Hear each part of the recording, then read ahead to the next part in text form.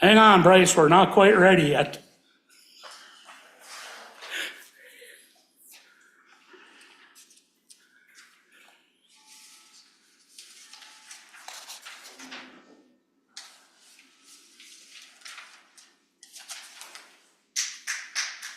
Hello.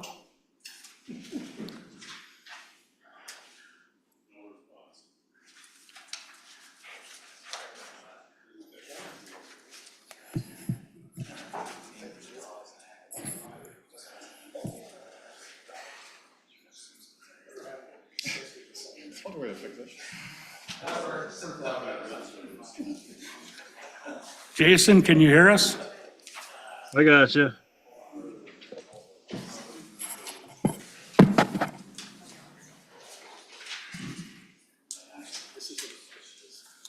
Are we good to go, Grant? I think we should be. We're streaming, as long as Jason can hear us. Chief Anla, can you hear me? Can you hear me? Speaking. We cannot hear you. I can hear you.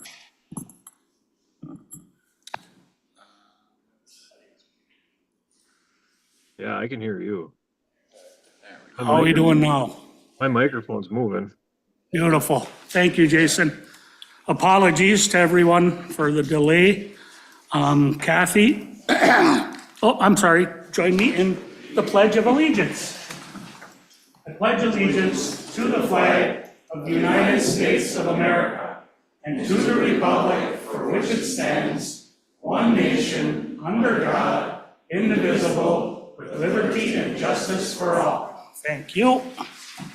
Now, Kathy. Pass this down to Randy. Mayor Pat Scanlon. Yep. Councilmember Ben Argo. Here. Councilmember Brett Argo. Here. Councilmember Jason Chapman. Here. Councilmember Kurt Kipling. Here. Thank you, Kathy. What's your pleasure on, oh, I have to amend the agenda.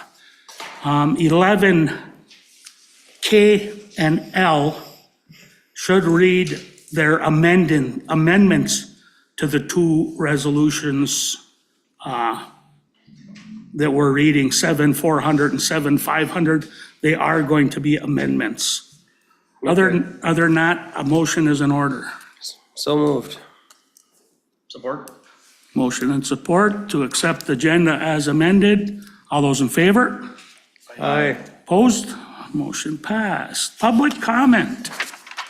Who do we got? Please, if you come up, please state your name and address. Hello, Carrie Plummer, 566 Bluff Street, Nagani resident. I sent each of the city council members and city manager a lot of data on water fluoridation via email.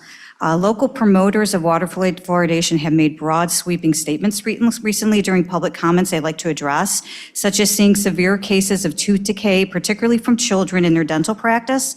Are they insinuating that severe tooth decay only happens in unfluoridated areas? For those living in unfluoridated areas with severe tooth decay, does correlation equal causation because they say so? Are there other causal factors to consider? What about patients with mild or severe dental fluorosis? Do these cases matter? Can we speculate that dental fluorosis is beyond cosmetic and this can be a sign of systemic toxicity?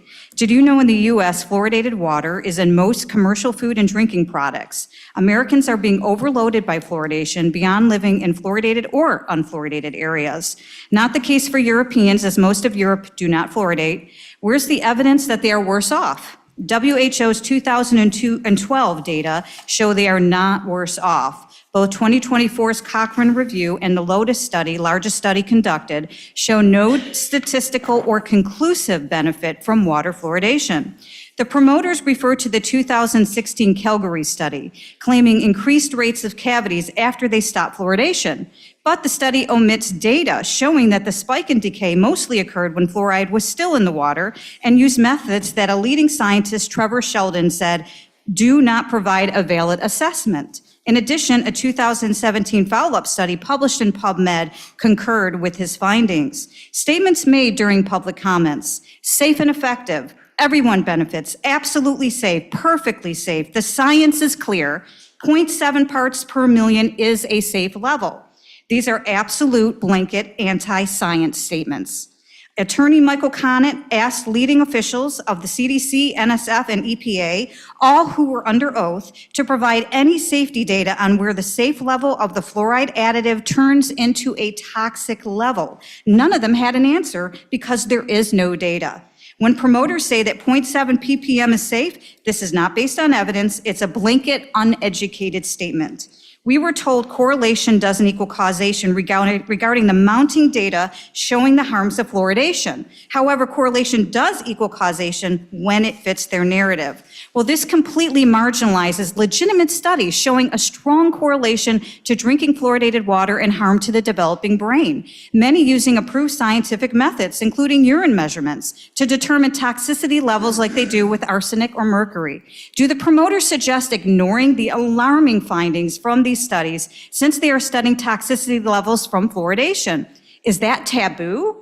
They say the National Toxicology Report includes low-quality studies. NTP rated 22 high quality and 52 low quality. Nearly all the studies found high fluoride consumption is linked to lower IQs in children. The promoters say many of the safety studies come from other countries. Human physiology is the same everywhere. If fluoride consumption can injure a Canadian child, it can also injure an American child. They say the anti-fluoridation crowd is using scare tactics, yet state if communities stop fluoridation, there will be a huge rise in tooth decay. Well, who is really using the scare tactics? They are inflating the alleged efficacy of water fluoridation and then tragically dismissing altogether the mounting data of the many kinds of harms from it. Perfectly safe. I've heard it over again. This is not what science is supposed to be. Even if fluoridation is extremely effective, is it still ethical to implement knowing it can be at a huge cost to individuals who are harmed by it? From PubMed's The Untold Story of Fluoridation, once fluoride is put in the water, it is impossible to control the dose each individual receives. Fluoride products abound if we want to use them. Our choice should be respected. The heart of medicine should be individualized care. Thus, no medical intervention should ever be added to the drinking water, as it does ignore informed consent and individual susceptibility. I'm here to ask the City Council to please hold a public hearing on this issue. Both sides can come to the table on this. Have a scheduled public hearing on a very concerning issue. There's a lot of resources I'd like to also know for people. They can go to Fluoride Free Ishpeming and Negauni's Facebook page. And I very much appreciate your time. Thank you. Thank you, Carrie. Anyone else, public comment? I have a folder for all the council members. I don't know who are council members. I'd like you to have these materials because they are all again on fluoride issue. Recent federal ruling that happened September 24th, which was which was monumental. Is anybody else? Valerie Olson, 116 West Trail. I've been a health professional for nearly 30 years, and my teachers have been the medical doctors who have looked outside the box and really examined the issues, including water fluoridation. I'd like to read just one paragraph from Dr. David Brownstein, a medical doc of 30 years, that he wrote in his book on iodine. Fluoride is known to be a toxic agent. It is inhibiting the ability of the thyroid gland to concentrate iodine. This is really huge because I myself developed an autoimmune thyroid condition, which his clinic, Dr. Brownstein's clinic, located my 30 years worth of drinking city water. My fluoride level was extremely high. It took an entire year to clear it out of the body using iodine, which is the only way to detox it. What I'd like to encourage you to do is please read the handouts that I've given to you. There isn't a more important issue that you as city officials address. This federal ruling that ended, it was made on September 24th of last year. Federal Judge Chen issued the ruling stating, water fluoridation at the amount that we are using in Marquette, Ishpeming, Negaunee city waters, it's the amount that most cities are using, is posing unreasonable risk of neurological harm to our children and the unborn, because both in children and the unborn, the fluoride enters the brain very readily. It enters bones too. But it is accumulating in the brain of the fetus, it's accumulating in the brain of children, and it also continues to accumulate. They just focused the study, the whole trial was focused on children. The trial lasted over 6 years with the highest agency in our country, that's the National Toxicology Program, studying fluoride studies from all over the world. Over 6 years, they concluded there were over 50 studies showing a direct correlation of neurological harm to children who were ingesting fluoridated water through the mother's pregnancy and on into the early years of life, a lowering of IQ, and increased risk of ADD and ADHD. It is cumulative. It stays in the body and continues to accumulate. What is so difficult for me to deal with is learning that the American Dental Association attempted to hide the truth from the public by asking the National Toxicology Program to alter the report when it was 2 weeks away from publication so that the judge had the information. He was waiting on it to make a ruling. So it was uncovered by FOIA request that the American Dental Association sent communication to the National Toxicology Program asking, will you please take out the part about lowered IQ, and could you rework the numbers that have to do with ADD and ADHD risk? And the response was, we tried to rework numbers to make sure they were accurate, but they didn't come out the way we thought they would. So the reason I'm telling you this is, our dentists have been told to trust the American Dental Association and their recommendations. What this trial revealed is, they have decided conflicts of interest. They cared more about how they would look in the eyes of the public after 70 years of promoting this than the well-being of our children, which Judge Chen said there is no question, there is unreasonable risk. If you look at what I gave you on the summary of his 80-page ruling, you'll have information on that. You'll have more information if you go to fluoridealert.org. So what makes it difficult is that we haven't been told the truth, okay? My own father, an amazing dentist, when I learned about fluoride and its harmful effects on the human body, because it's interfering with hundreds of enzyme pathways, that's coming from top medical doctors who have actually researched it. And I asked him, why do you think it's safe? Well, the American Dental Association told us it's safe.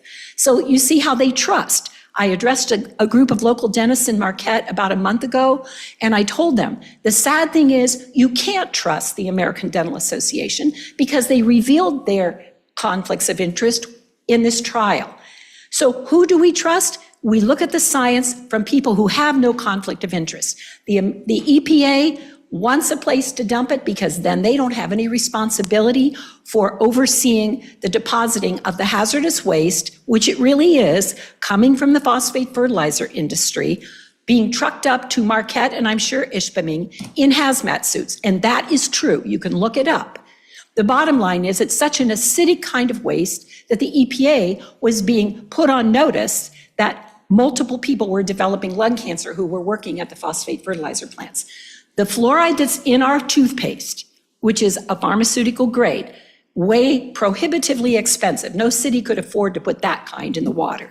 So we use instead phosphate fertilizer waste called hydrofluorosilicic acid.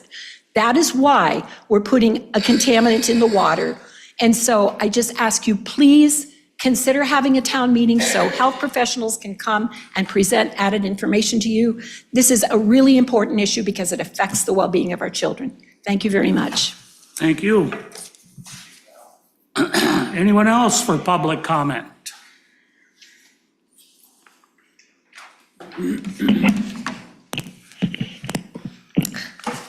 Good evening, everyone. Sarah Johnson, 901 North 3rd Street. I am the Executive Director of Partridge Creek Farm, and with summer just around the corner, I want to share some exciting things that we have coming up. First, our 2025 CSA program is now open. Members who sign up get 17 weeks of fresh local produce with pick up at our farm stand at the community farm on Wednesday evenings this summer. It's about $20 per week paid up front. However, we do accept SNAP and EBT cards. If you pay with food assistance, you get a 75% discount rather. So instead of $20 a week, you're only paying $5 a week, and you pay weekly, not all upfront at once. Second, we are renting beds at our newly acquired community garden. This is the garden that's at the corner of Euclid and First Street, just behind Bell Forest. Plots are only $40 for the full season, and we're doing major upgrades to that site this year with all of the funds that we raised during Giving Tuesday this past December. And third, Farm to School Summer Camp is back. So thanks to a Superior Health Foundation grant, we are going to be hosting 3 week-long sessions, one each month this summer. Students who have completed 5th, 6th, 7th, or 8th grade this current school year are eligible to apply. It's $150 per student per session with scholarships available as well. More info and to register for all these events is on our website, partridgecreekfarm.org, or you can call our office at 376-4171 for assistance. I also have flyers on this side table over here, so if anybody is interested in any of these offerings, please pick one up and take it with you. Another exciting announcement is that Partridge Creek Farm has been recommended for a second MDARD grant. We're crossing our fingers and hoping that that means we're going to get approved for it. But this funding would allow for the second phase of development at the community farm site. So we would be able to double our growing capacity this year. Everything's all lined up. We're just hoping to get that funding to come through. Now, on a personal note, at the end of this month, I will be stepping down as executive director. A public announcement will go out next week, but I wanted to share this news with all of you personally, and I wanted you to hear it from me. It's been an absolute privilege to guide Partridge Creek Farm during such an exciting season, working alongside incredibly capable people. Together, we've laid a really strong foundation, expanding food access for Ishpeming, creating a strategic vision, strengthening our operations, and cultivating important partnerships that will support our work for years to come. I'm transitioning into a new leadership role as Director of Operations and Marketing for Kona Hills Campground. This is a passion project within my family that we're finally ready to open this summer. I'm still going to be here living in Ishpeming, and I'm going to still continue to support Partridge Creek Farm because food access is a passion of mine and it's a real need in our community. Partridge Creek Farm is strong. We're lucky to have incredible community partners such as the City of Ishpeming, and the farm flourishes because of that support. Mary Andronis, our Director of Programs and Partnerships, and Kate Argel, our Director of Finance, who have been part of our leadership team over this past year, are going to be stepping into interim co-director roles. They're actually going to be back here next month presenting to you during this meeting about our 2024 season recap and plans for the 2025 growing season. Thank you all for believing in Partridge Creek Farm and for helping to build a more just, connected, and healthy Ishpeming. It's truly been a pleasure. Thank you, Sarah. Thank you, Sarah. Anyone else for public comment? Hey, my name is Don Penela. I live at 104 New York Street. We got some blind roads in our town. I was just wondering if we could figure out a way to, up there by Phelps, and come around the corner, and it's like a T. It's on 6th Street in New York. Every single time a car comes around that corner, and I'm backing out of my yard, I'm almost getting hit, because there ain't no stop sign right there. So in other words, the car's coming like this, coming around, and my house is the second house. So it's coming around and there ain't no stop sign. And literally at one time I had to back out of my driveway and end up hitting my other car on the other side, just to try getting away from the other car. And then there's a Martran bus that comes by there. And when I'm coming around the corner, Martran bus comes down the street. And I'm almost hitting the Martran bus every single time it comes down that road. And then as they're coming this way, same thing happens. Like they can stop here, but it's a T, and then there's an L right here. So you're coming around the L, and then they stop, and you can't stop right here, and it's a blind spot. I don't know how many roads we got, but I've been there since I was 5 years old, and I've literally gotten a couple accidents there, people's hitting me. I just wonder if we can address that somehow, you know? Have you talked to anybody else, Don? No, it's the first time. Do we want to have him call your office, or if you could call it the city manager's office, Okay. 485-1091. 1091? All right, thank you. Thank you.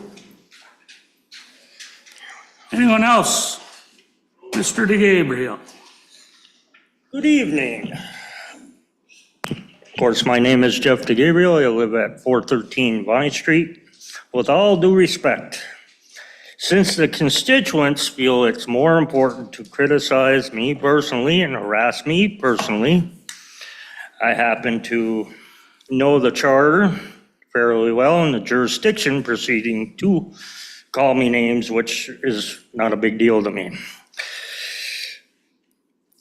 So I was questioning the charter because the reason why I'm questioning the charter is I'm asking the council to make a motion, second the motion to put the charter online. All the ordinances are there. There's no reason not to put the charter online. I don't understand why the procedure's not there. It's written contract law. That's all I'm asking. Thank you. Thank you, Jeff.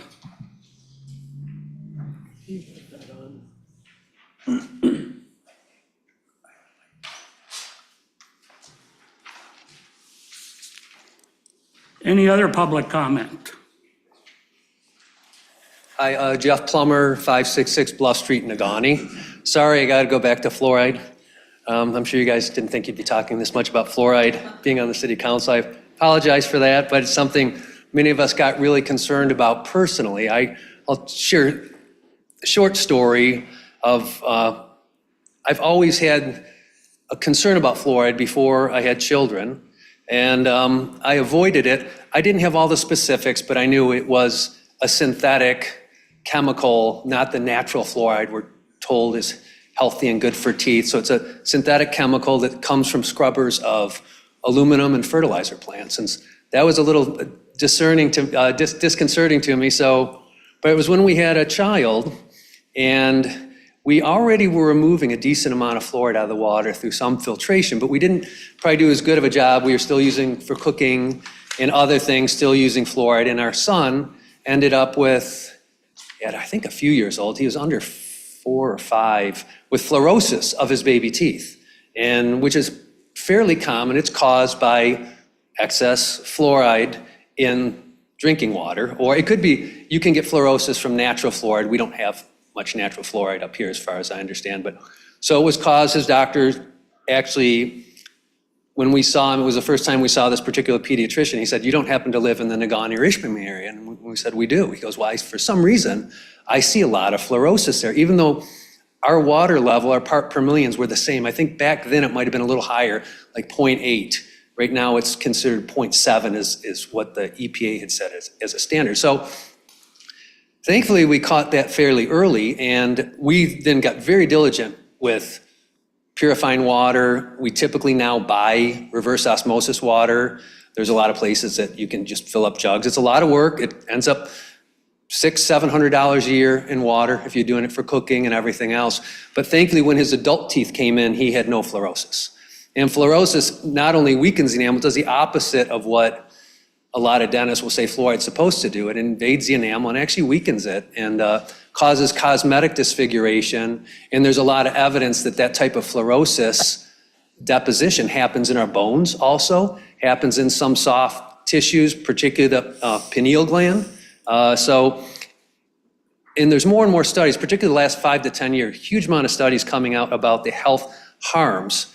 And the way science mostly agrees is that fluoride does seem to work topically. Toothpaste, fluoride treatments, but there's very little evidence that it works ingesting it. And at the most, you're talking extremely small reduction, studies that were really not even definitive. So the idea of ingesting fluoride does not seem to make, and we've studied this a lot for 20 years, looking into it, and it seems like it's now coming to a head more societally. It's okay to talk about it. There's a lot, because of the new science, it's okay to talk about it. But one of the big things is, and again, it doesn't matter if you believe in fluoride or don't believe in fluoride. It has to do more with this concept that other people have mentioned of informed consent. The idea that we have the right as humans to choose our own medications, to choose what's put in our bodies, and the idea of medicating drinking water and making people go to a large amount of work and money to then remove it. And you can't really remove it all. For example, if you garden and you're using city tap water, these things accumulate in your soil, and it's not good for the bacterial health of the soil, because what happens with a lot of water when you garden, some of it does percolate back down, but a lot of it, the water evaporates out, but it leaves the minerals and chemicals behind. And I even see after I water a garden, you'll see little white crystalline stuff develop over time. And so then your plants are uptaking that. So not only are we drinking the fluoride in the water, it's entering our food, it's in every soda pop you're buying is often, if it comes from the large city, many of it is fluoridated. And then if you grow food, that's usually fluoridated, your water. Maybe rural farms, you're gonna get more well water and you avoid fluoridation that way. But so it's become a big health issue. And out of all the countries, only 24 out of 196 countries, only 24 use any fluoridation. And as Carrie had said, over 95% of Europeans drink fluoridation-free water. And when they moved to either eliminate fluoride or never put it in, what was most often cited was this idea of informed consent, that regardless of how people feel it works or not, the government shouldn't be adding this to the water. There's ample opportunity to get fluoride products. And like the grade they use in toothpaste is much higher than the grade that's being put in the water, so that would be a better way to go. But also it costs taxpayers a decent amount. It's about $5,200 a year to purchase a product, and so you figure over 10 years, it's 50,000 plus with inflation. And there are hazards, not only the public, but the people that have to work with the chemical. And there are also security risks regarding fluoride. It's a very caustic, highly toxic substance. So I don't know if that was a buzzer for time. Okay. Thank you so much for your time. I appreciate it. All right, thank you, Jeff. Anyone else? Hi, I'm Amanda Ganavetti. I'm from Nagani, 518 County Road. I also own a business in Ishpeming, the Groom Room over on Cleveland Street. I'll be brief. I would like to see a stop to water fluoridation because it is a known neurotoxin and it is medical intervention in our water that we have to pay for without informed consent. It is not our government's job to take care of our teeth. I urge this council to hold a special meeting on this issue. Thank you. Thank you.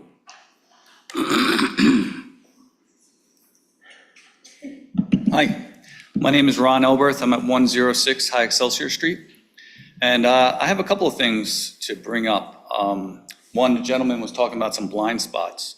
And I also just wanted to mention with the road construction for the roundabout this winter, I was driving to Marquette in the morning to bring my kid to school through town, of course, and going by the high school. And I was just really disturbed by it's not very well lighted right in front of the high school. And there's a crosswalk, 'cause there's maybe a student parking lot that's right across from the main entrance. And then there's a crosswalk to connect it to the high school, or to the school. And there's a truck that parks right before the crosswalk. And I mean, I'm not saying they're doing anything wrong. They're allowed to park there.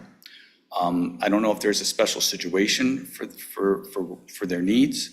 I think that should all be looked at, because what it creates is a blind spot for anyone driving down the road. If kids are walking across, you can't see a student wanting to cross the street.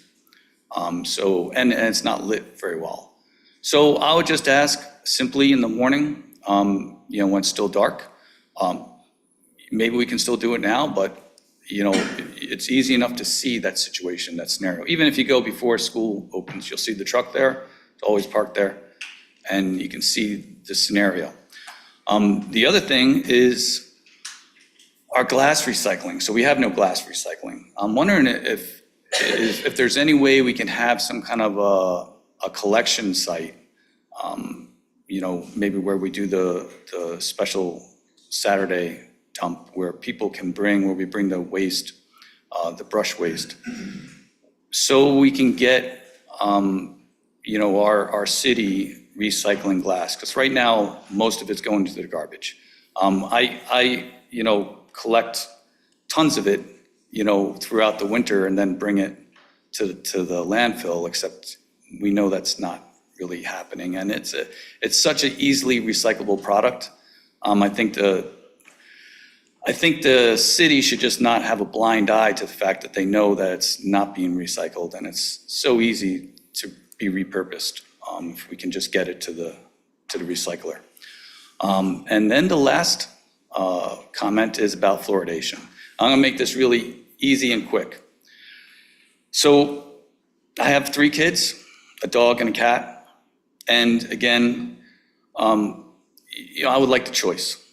And just some facts for you.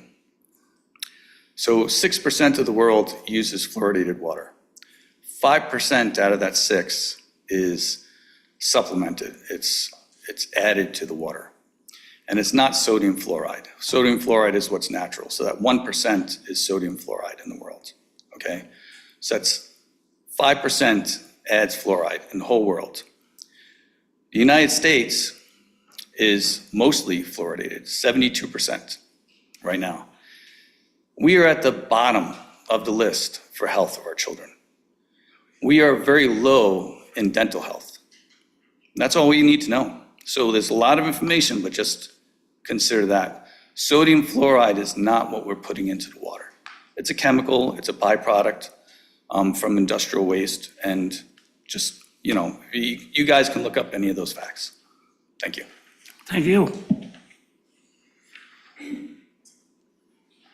Anyone else?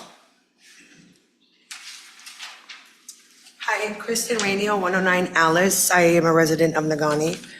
So I'm here today to request the city council to please hold a public hearing for the citizens on both sides of this issue can discuss it in a respectful and informative way. We just need you guys to listen. There's a lot of people in this town and also in Nagani.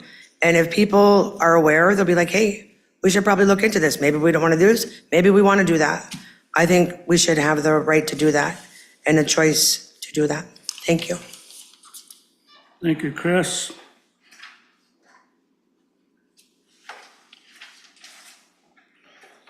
Anyone else?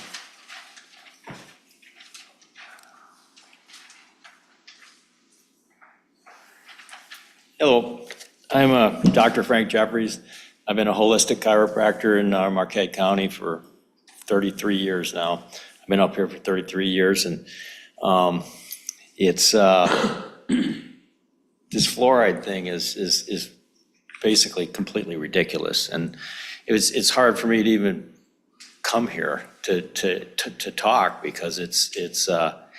I mean, you look at I had a file. I went in front of the Marquette City Council about 12 years ago with the same thing, and then the money guys came in, Delta Dental showed up and the whole thing.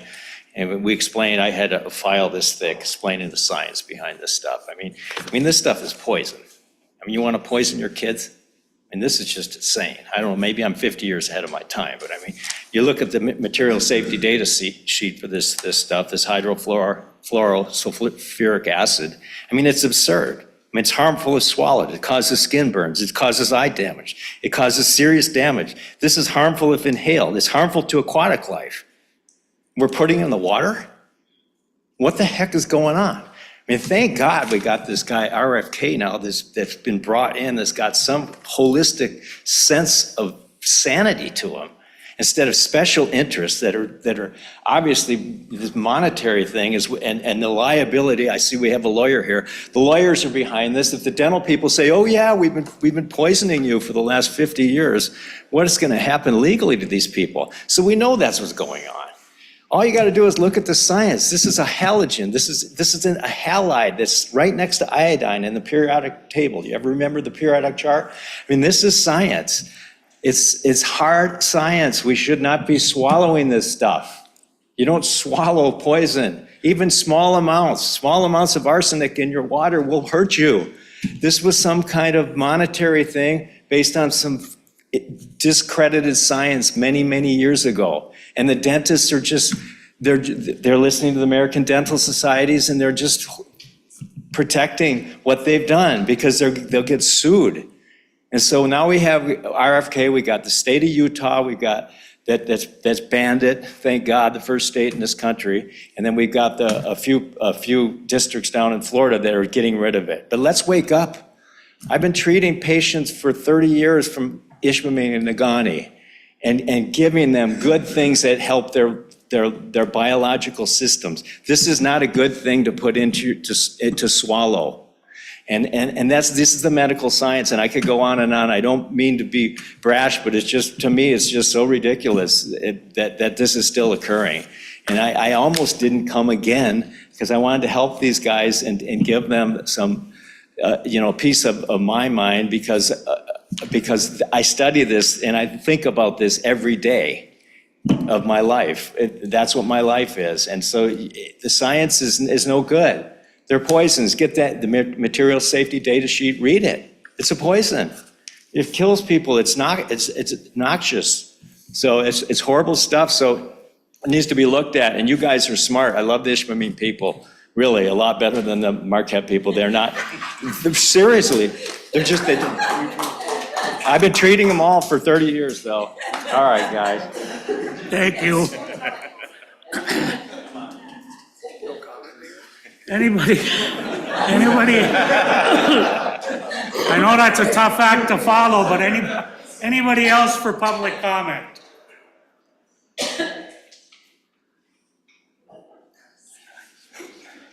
Okay, my name is Sarah. All I want to say is I do not consent, my address, 316 Vine Street, and I do not consent to putting poison in the water or in the food, especially if it's fluoride or anything at all.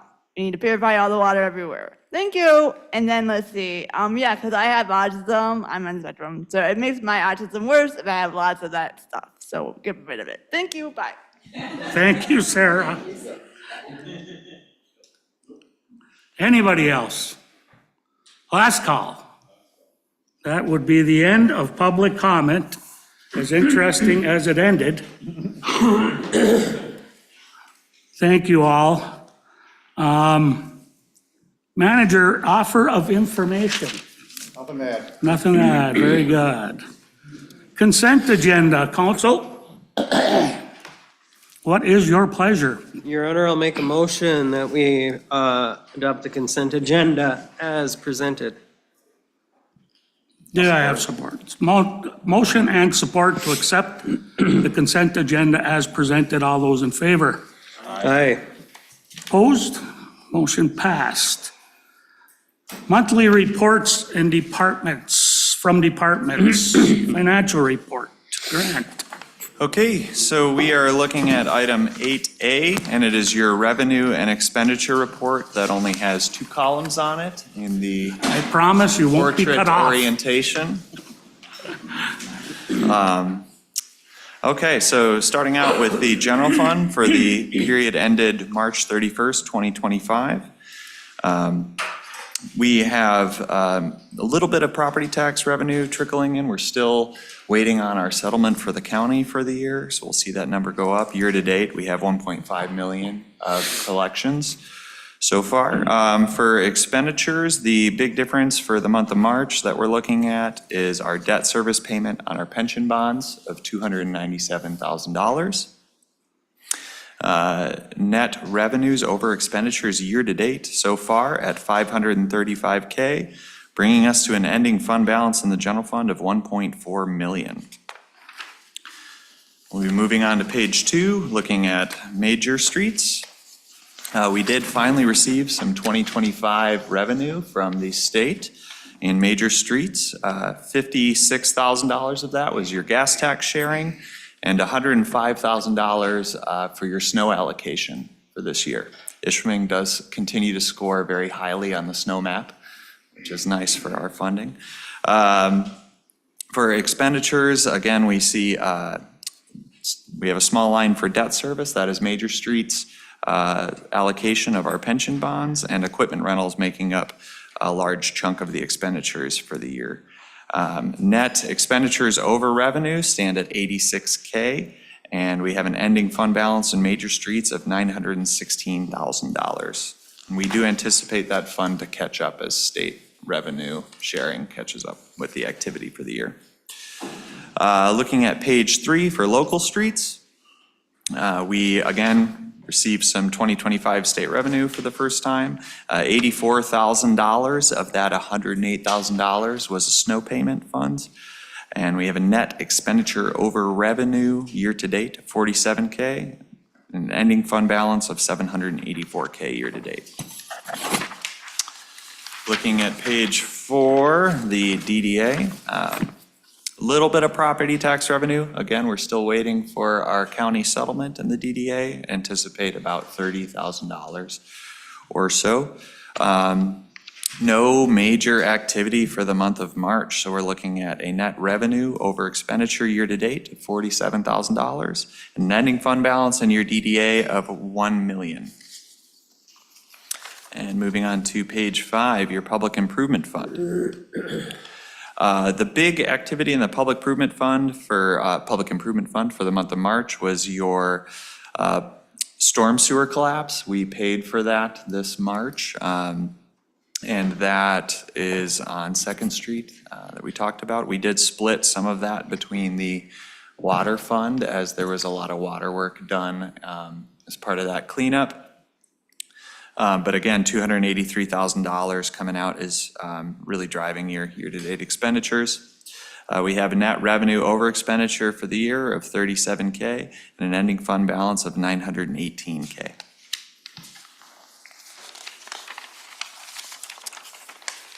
All right, looking at the sewer fund. Charges for services for the month of March stand at $154K.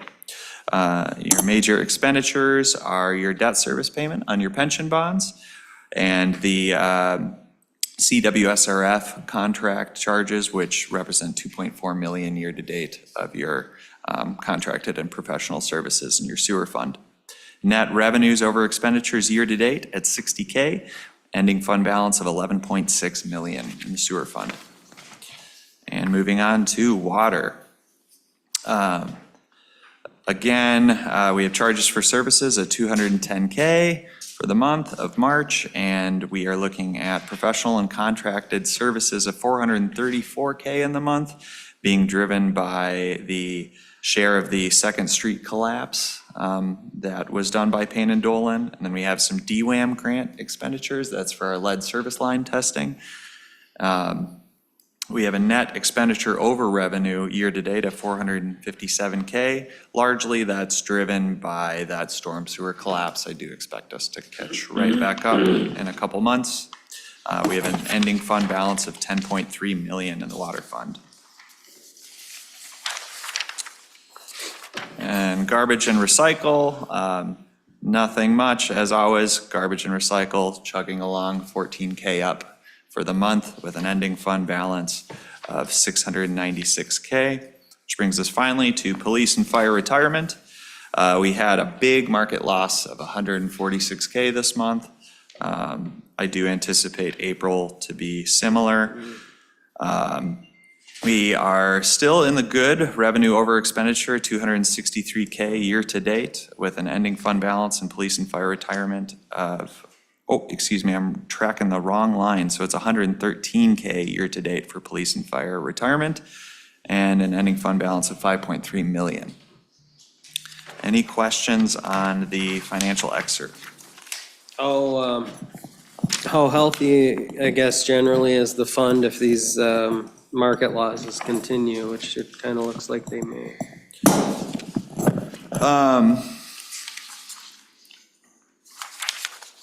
So, I mean, we're still up for the year by 113,000.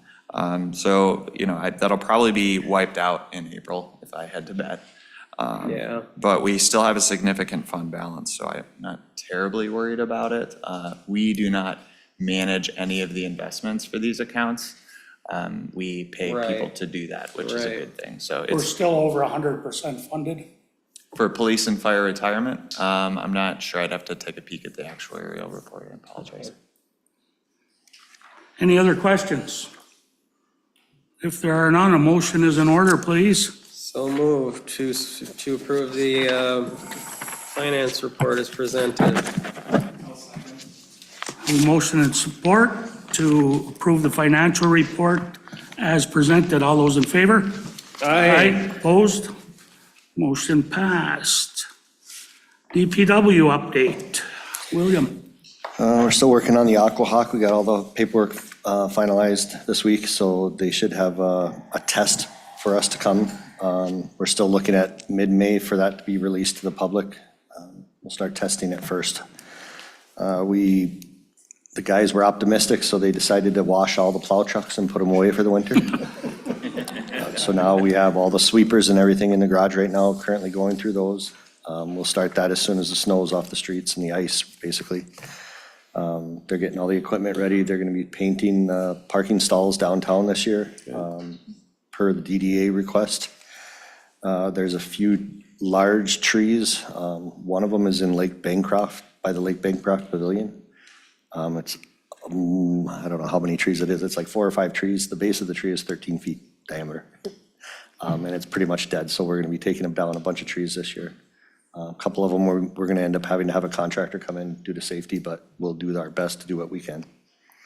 And then just basically gearing up for the May when all the construction starts. All right, any questions for Bill? Before we get into the UPEA part of it, nothing? All right, very good. Thank you, Bill. Library update. There she is. Come on, Jess. Can you all hear me before I start rambling? Yeah, we can hear you. Excellent. So every year in March, our library board adopts an annual report with like a snapshot of the year prior. So that's what's in front of you. And don't worry, I'm not going to present all 25 pages. I did want to share if anybody wants to take a look at it. It is available on our website for perusal. But I did want to share a few highlights with you all because we're very proud of what we did last year.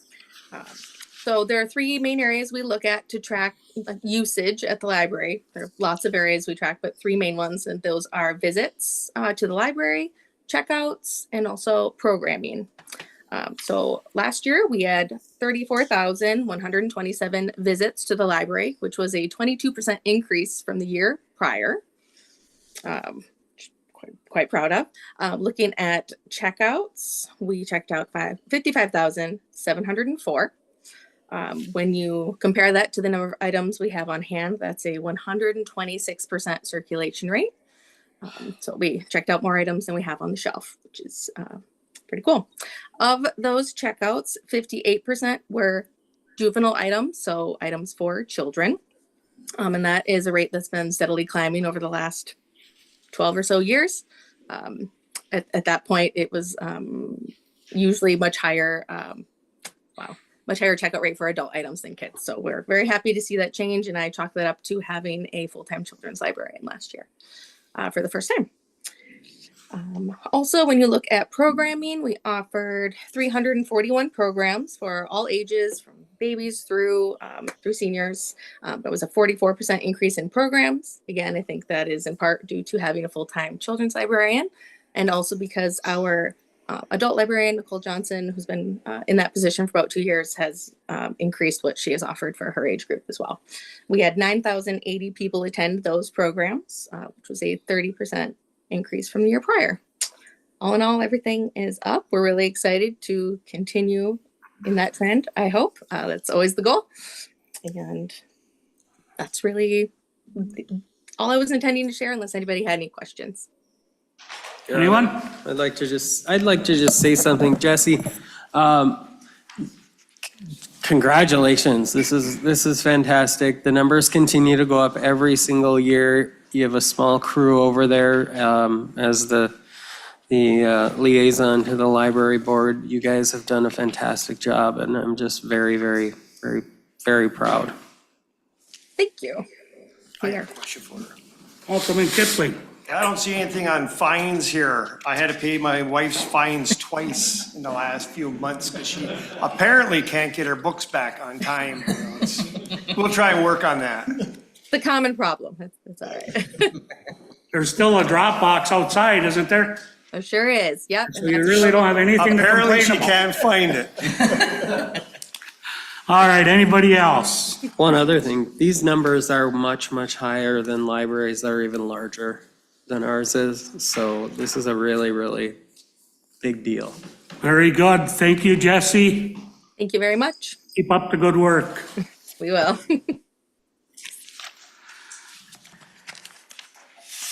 Public hearings, we have none. Anybody have unfinished business? I hear none. I like it. Mr. Germain, you've been patiently sitting in the back waiting, Chris. This is our update from Lake Superior Community Partnership. Yeah, hey, good evening, everyone. And it's nice to see a full house. It gave me a good opportunity to stand up. I came from physical therapy. I had to text Ben because it felt so good I ran over. So that's a good sign, I'm told. So I have a 1 page worth of updates. So if you're on the DDA, this is going to feel very familiar. I'm sorry for that, but I do have some changes from a few weeks ago as well to share with you.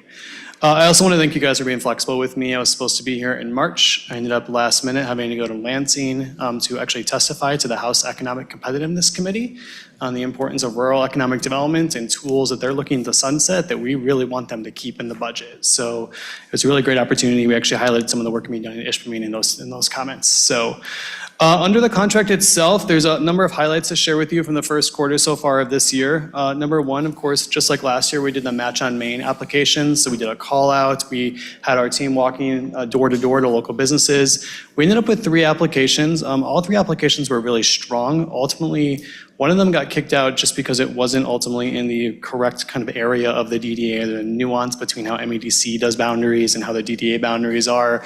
The second one that we ended up not going with, we talked to MEDC about it and they just told us it wouldn't be competitive. And so we didn't want to waste that business's time going down that road either. But we were able to put a third one in for Rare Earth Goods Cafe. So we're feeling very good about that. And we continue to work with Doozers on implementing their Match on Main grant from last year. So just a reminder, that's a $25,000 grant program that the city is eligible for because it's an RRC certified, or excuse me, essentials community. So we're hoping for another $25,000 this year. It is a super competitive program. Every single year, they're adding dozens of communities that are eligible for this program. But we feel like the application that we submitted on Sunday, working with Rare Earth Goods, is a really strong candidate. So we'll keep you informed on that progress. Related to that, we actually held 2 workshops this quarter in the West End Hub. Typically, under the contract, we only hold 1. So one was a workshop specifically dedicated to the Match on Main workshop.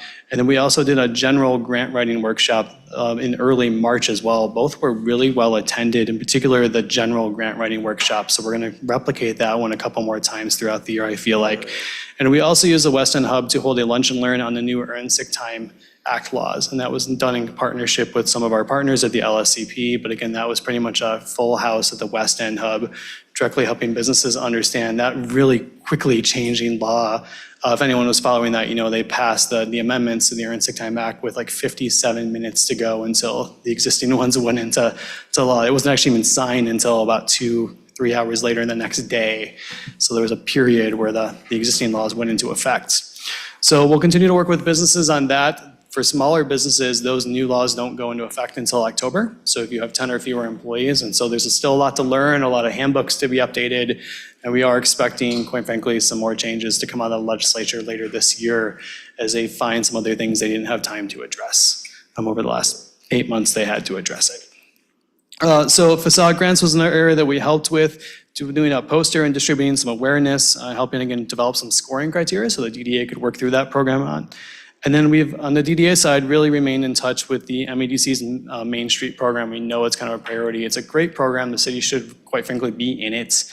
There are earlier tiers that are free to access or just great resources to have. So We've been in contact with the team there. They're coming up to the UP. We're trying to get them to swing through Ishpeming. If they don't this time, we'll get them next time. Sounds like their schedule is pretty full, and they might be on the other side of the UP this time around. So then we've done a ton of promotional support under the contract. So in addition to the flyers from Match on Main and the facades work, we did a number of flyers around Randy's meet and greets that took place that I think were very well attended. Did some flyers around the parking ban. Last year out in Ishpeming in particular, there were 17 ribbon cuttings that were done. So I'll tell you on the LSCP side of things, we had a banner year for ribbon cuttings. Over 70 countywide, we saw a 200% increase in ribbon cuttings in the West End in particular. So you know there's a lot of really great momentum, things happening out here. So we still continue to believe that opening the West End Economic Hub was probably the best thing we could have done at the time to make the best situation out of what happened. So we're feeling really good about that. We have signed a contract to hold the small business celebration at the Mather again, so we're really excited about that. So it'll be here in Ishpeming. We expect it'll just always stay in the West End. It just was so well received out here. So while it's a countywide event, it's a really great opportunity to highlight the West End with all the other county businesses. We've established the West End newsletter since the last time I talked to you, so that is growing. It was a thing that the Greater Ishpeming-Negaunee Chamber of Commerce used to do. It took us a little while to get it up and running, but now it's growing every single month, and it has over a 50% open rate, which my marketing team tells me is really good. I'm not a marketing expert, but their eyes get really big when they see that number, so I'm gonna assume it's good. We've done West End social highlights as well, and there will be a West End social media page coming as well to also replace what had been the GINCC page. We had hoped to take that over. Unfortunately, that was effectively wiped out in the transition outside of the GINCC's control, so we have to rebuild that from scratch, unfortunately. So we're working on that. But just to give you an idea of some of the businesses that we've promoted through those efforts include Active Physical Therapy here, Doozers, Goldies, Native Nails, Groom Room, White Bear Maple Products, Flagstar, Bright Eyes and Lullabies, and several others on that list. So there's a lot of Ishpeming in particular businesses that are getting highlighted in the West End work and across the county. And then I'm really excited to share with you that we're in the later stages of developing what we're right now calling the West End Business Passport. So it's a collaboration between the LSCP and Travel Marquettes to help drive foot traffic, particularly from tourists this summer, into West End businesses. So folks who are LSCP members will be able to access that program for free. Folks who are not LSCP members will still be able to get it very cheaply because we want it in the hands of businesses and tourists to be able to get out there and drive more sales and foot traffic to businesses. So that's one of the things we've heard a lot from is that we need more business promotions work. That's not typically what the LSCP has done, but we've made that commitment with the West End Forward Initiative and our other strategic plans. So we're holding true to that commitment. So feeling really excited about that. The LSCP Foundation has also agreed to support the Christmas market out here in the West End. Kevin Corkin and Antonio Dan are working on that. So we are looking forward to what that ultimately looks like. We're helping the city with the rebranding efforts, which is the last major piece of your RRC certification. We're also proactively talking to RRC to make sure that the rest of the pieces remain in place and that when the marketing's done, you're ready to roll. So we hope to sit down with Pablo soon and figure that out. I'm happy to tell you that 2 breakfast and business events will be held in the West End this year, again, thanks to our partnership with Ishpeming. So the first one will be May 30th, and it'll actually be a State of the West End local government update. So we did it in Marquette's. Mayor Hanley and Chairman DeRocha sat next to each other for what we were told is the first time they've ever really sat together on a panel. So that was really fascinating. And so we really hope to replicate that success out here in the West End. And then in September, we'll bring everyone from across the county out to the West End and talk about outdoor recreation and all the innovation that's happening around there. We know it's a huge business driver in this side of the county as well. I'm happy to also tell you that we did a collaborative revitalization and placemaking grant application to the MEDC this year with all 3 cities. So it's the first time, and we're told it's the only collaborative application in the UP and possibly north of like Lansing that was put in through multiple communities. So we do have a building in there from Ishpeming on that. I should know in a couple of weeks whether we got that. So we're feeling pretty good about that, but that's actually one of those tools that is sunsetting this year. So this may be the city's last shot at the revitalization and placemaking grant. So we're really hoping that we successfully get that going on. And then just a couple of other things to let you know about the LSCP in general. This year, we added 2 new focus areas around tracking regulatory changes. We didn't really realize just how timely that would be at the time when we added it to the strategic plan, but that has kept us exceptionally busy. And then we have another focus area around artificial intelligence and working with small businesses in particular to integrate that and to use that to their advantage, right? And to not have it as a threat, but more as something that can actually strengthen them overall. So we're working on that. We're also launching a childcare provider grants program that'll be live on Monday next week. So that is funded with the last of the ARPA funding from the county that we had used to run Childcare Spark. That is now has another funding source. So we're redirecting Childcare Spark money into a home-based, or excuse me, any childcare business provider supported program. It'll be up Not to just home-based. Yeah, not just home-based, any facility, yes. So originally started, they were like, no, we should make it bigger. So it'll be up to $5,000 to support expansions for capacity or to enhance the overall quality of what they're offering to help with the early childhood education piece of that as well. I can tell you that the direct flight to Minneapolis that was starting in January is finally filling up. We actually heard the other day people got bumped off the flight. So it's super inconvenient, but really good news. So we're really holding out hope for that. Since the last time we talked, we established Housing Now, which is 906, which is the new private-public housing partnership housed within the LSCP Foundation. So we're getting a lot of statewide attention for that work. I already talked about our advocacy efforts. And then just earlier this week, we announced another round of Small Business Support Hub direct grants, so $113,000 that went out to, I think, 17 or 18 businesses across the 7 counties. We increased the threshold to $10,000 this time, just to test out how that would change things. So we saw fewer awards, but I think more impact from those awards. So the next round will open on May 30th. So we still have 2 more rounds of small business grants to give out yet this year. So we're feeling good about that. And then I want to confirm also that we have started to receive payments from the settlement between the GINCC and their former executive director. I want to just make it super clear publicly that we have internally set up accounting. Those payments come to us under the agreement. They are isolated into a line item fund that's dedicated to operating the West End Economic Hub. So that it's not supporting anything else at the LSCP.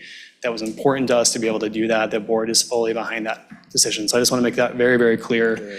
And then lastly, I want to remind all of you, the city has a premium level partnership as part of the contract. So you have voting rights within the LSCP, but you also get free tickets to something. So Randy came to our annual dinner, which was awesome. Our golf outing is coming up in June. So if anybody golfs, you get a free ticket. So just let us know who from the city you want to send. But we have a number of other benefits that we're just continuing to make sure the city is taking advantage of. That was a change with the current contract. So that's one page of updates. I'm going to stop there and happy to answer any questions. You got one question. Earlier you mentioned Main Street, Chris. Years ago, and it's oddly coincidental that Kathy and I were just talking today about some coffee cups we got. We were accepted or qualified for the Main Street program. Does that make any sense to you? Is that a... Yeah, so my understanding is the city came in, it was actually one of the original UP communities to be in the program. And after a year, they just decided it wasn't worth the work. Main Street has changed a lot since then. It used to be like a one-size-fits-all program, and now has 4 tiers, which is much more helpful. So yeah, that's what I understood. It was one of those like, we want grant money, and the grant money doesn't necessarily flow out of those. They're TA programs, not money programs. Good, thank you. Jason? Yeah, I just want to just say something too, because I can remember when we were initially having the conversation of working with the LSCP, I can remember that, Chris. You guys have fulfilled every one of my expectations and exceeded them. And I think that I know our businesses in the West End are seeing the investment that we made with you guys and that you in turn have made with the West End. So I've had a lot of positive comments from some of the businesses that you guys have worked with, and I just want to say thank you for really coming to the West End and making this a huge part of the LSCP again. Yeah, thanks, Jason. I appreciate that. And Any other questions? Comments? Very good. Thank you, Chris. Thank you, guys. I appreciate it.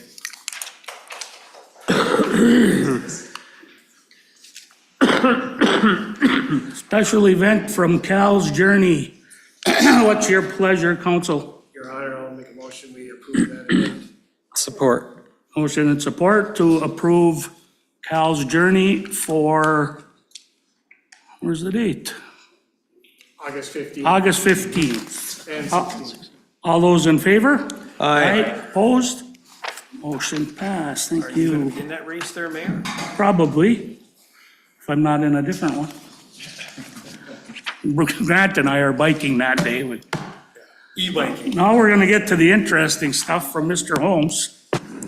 I don't know if I'd say interesting, but. First off, I think on there is construction updates. I don't know that I have a ton. I did talk to Lindbergh. They seem to be a little bit more optimistic maybe with the weather, so they have said they are gonna start May 5th. I think Payne and Dolan is thinking similarly, but I haven't heard confirmation. I've pressed both of them to get a schedule, and we will get a schedule, and like we talked, we'll try and keep you on like a 2-week rolling schedule as we go through construction. Lindbergh has said they are gonna start on Deer Lake Avenue.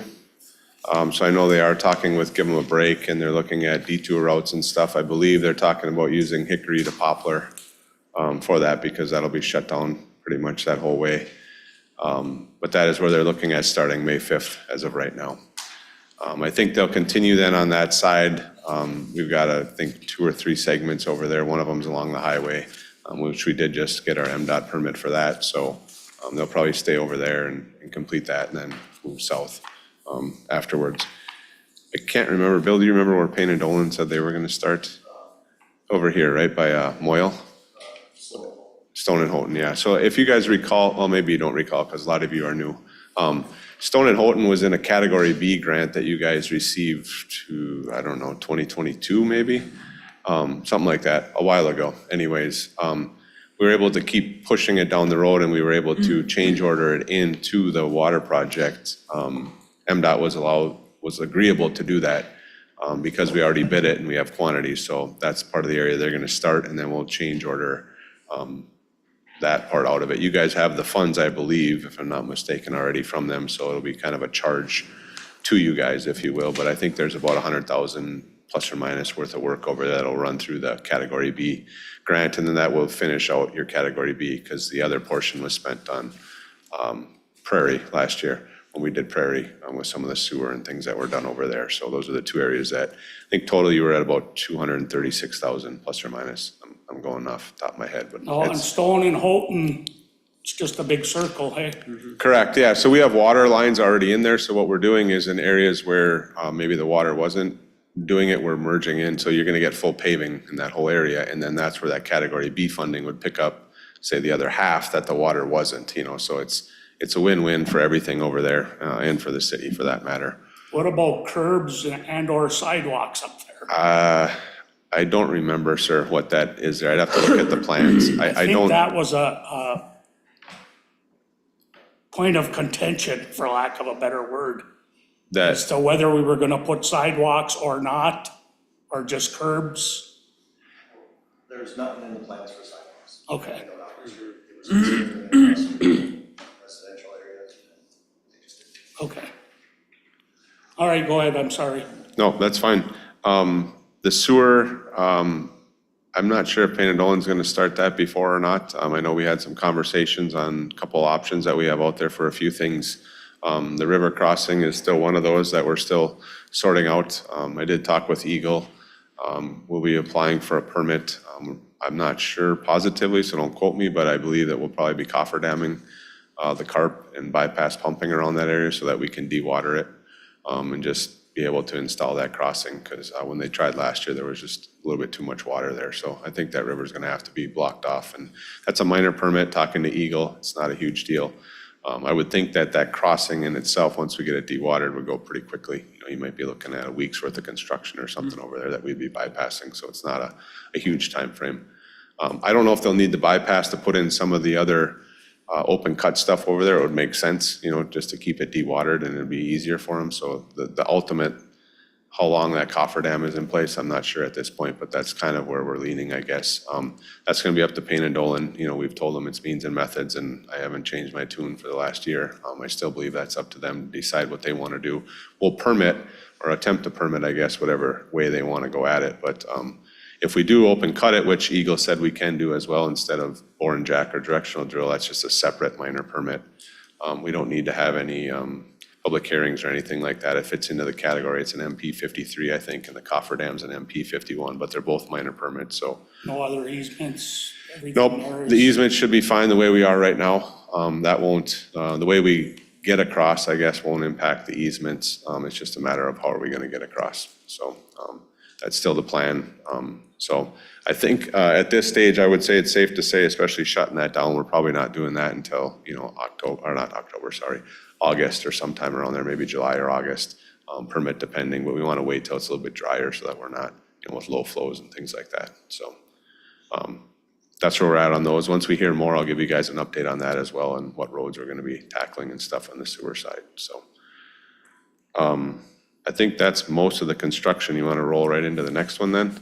If that's acceptable. So Jason, could you put up that map?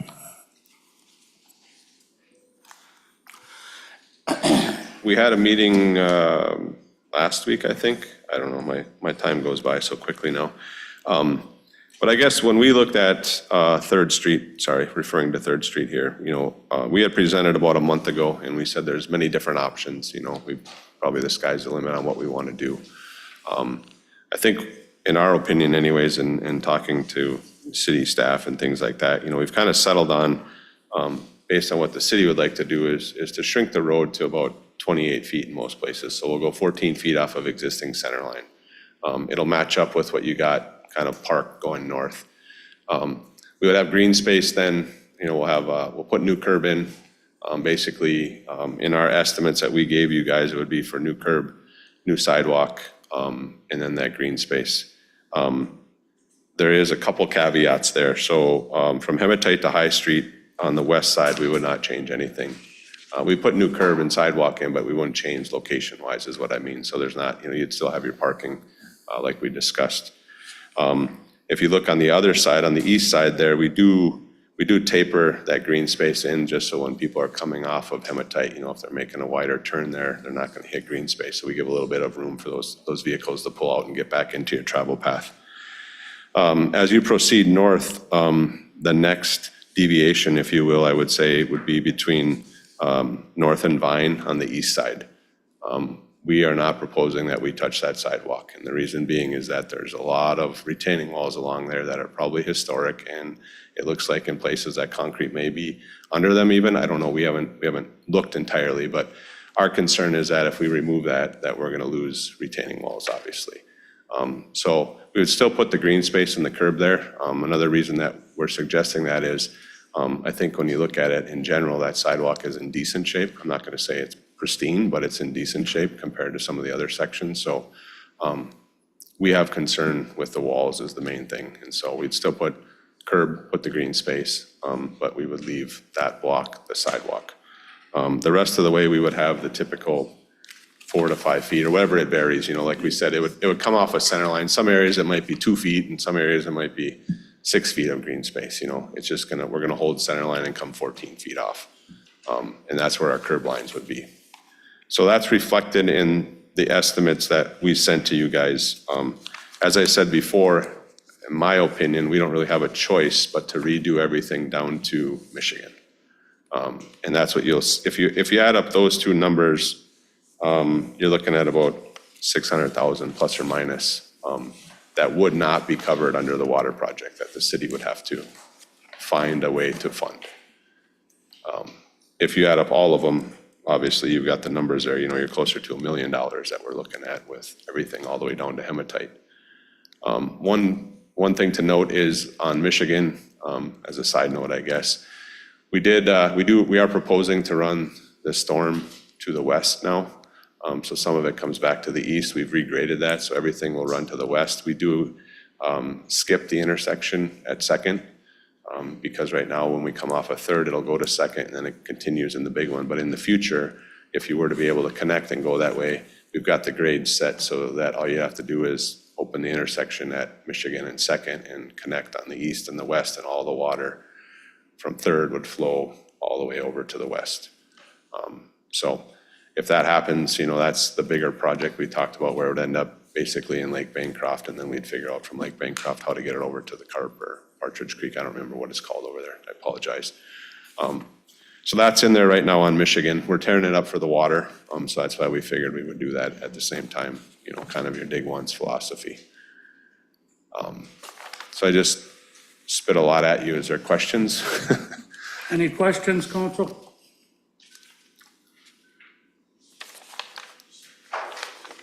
So, One question I guess we would have is, how far do you want us to take it? You know, in my mind, we have to go to Michigan.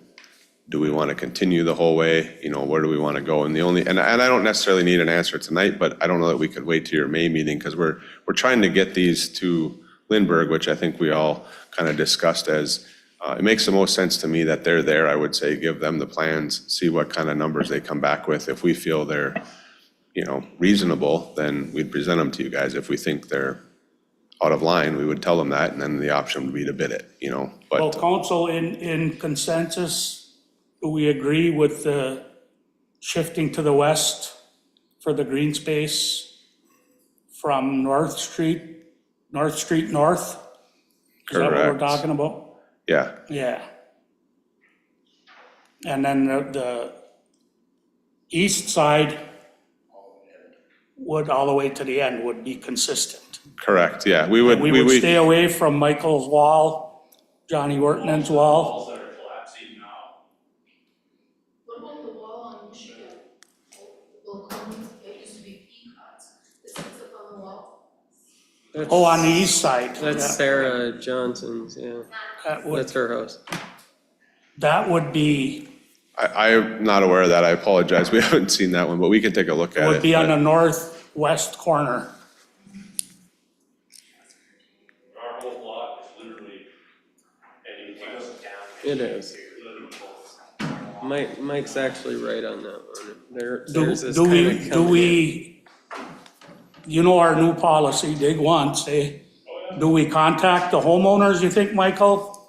And, It would be nice for the homeowner to be involved in this a little bit since well, I don't want it's my home. rhetorical, no, then our decision is not to touch it. Well, my concern is, are we gonna put a green space on both sides of Third Street? Yes. Just like it was before. Yep, like the old days, but not I don't know moving what it your was sidewalk. before. The sidewalk is only, literally, it was this far from my wall originally. So if it's, and then they moved it up against my wall. So it's this much space, so I'll forgive you for that. Well, as long as we don't want to disturb walls that may or may not be failing. So, Mike, just to clarify, the green space would be on the west side of the sidewalk. Green space on the west side of the street now. No. What I'm saying is, on your side of the road, the green space would be on the west side of the sidewalk. So it wouldn't be behind the sidewalk. Yeah, it would be. Right. Yeah. So the road will get necked down, and on each side, you'll have anywhere from 2 to 6 feet, because when you hold the center line, that road kind of jogs, you know what I mean? So, Well, that's the next question, are you gonna be putting lighting down? We're going to put conduit in the ground, but we can't afford to do any lighting changes. Because I don't know, us, you know, about trying to keep things consistent. We've done a nice job up on top of Third Street, with the curbs and the grassway and the light fixtures. In the old days, I'm getting old because I was a kid in the 60s. We used to run parades down there 2 times a year. And I was told back in the 50s, Third Street was voted as the prettiest street in Michigan one year. Because we had 50-foot high maples on both sides. Oh, yeah, I remember. Oh, yeah. And it was an amazing drive down through that lane. And so I would like, of course, I would love that. And I built a tree this, now it's this big around my front yard. People drive by my house, they see that nice maple sitting there. My father and I planted it. Because the city tore down all the maples and didn't replace them. And they were ready to come down because they were 140 years old. We're not gonna be doing any tree planting or anything of the sort. We are going to put conduit in the ground So you're prepping for. so that, yep, if we, I thought about if we would have come to the people that live on the street, we might have been able to come up with something that everybody in their front yard, if we had to cooperate, that everybody would put a fixture in their front yard of a colonial style or something and eliminate. That was when we had no curb extension, I call it, no green space out there. And that way we'd have a consistent lighting all the way down the street. And because I hate to come into a place, oh, that was in the 60s. Oh, that was in the 50s. By the time you get to the end of the street, you're up into the 90s. There's no consistency. and there'll be a lot more input from the neighborhoods after we get going. Yeah, and keep in mind, I'm just here to say, what direction do we go right now? It's not to say this Right. is set in stone, that it's being constructed tomorrow,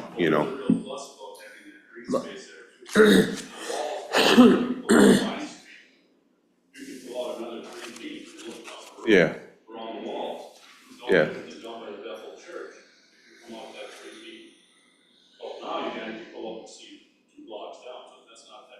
Right. Till they put snow there. and So then you can't see. we're not doing a public meeting now. I apologize. No, I'm But sorry. Council agrees with the plan as we have it right now to move forward to Lindbergh. My only question on I do have a question on the retaining walls, because I think it's an appropriate question. The question's been answered. The sidewalk is staying. The sidewalk is staying, but those retaining walls, if they are failing or could be failing, who's Homeowners. That's the Not the homeowners? city. Okay, all right. That's why we don't want to disturb anything over there. Okay, that's all I wanted to know, yeah. The thing is, Mike, we're not having a public discussion.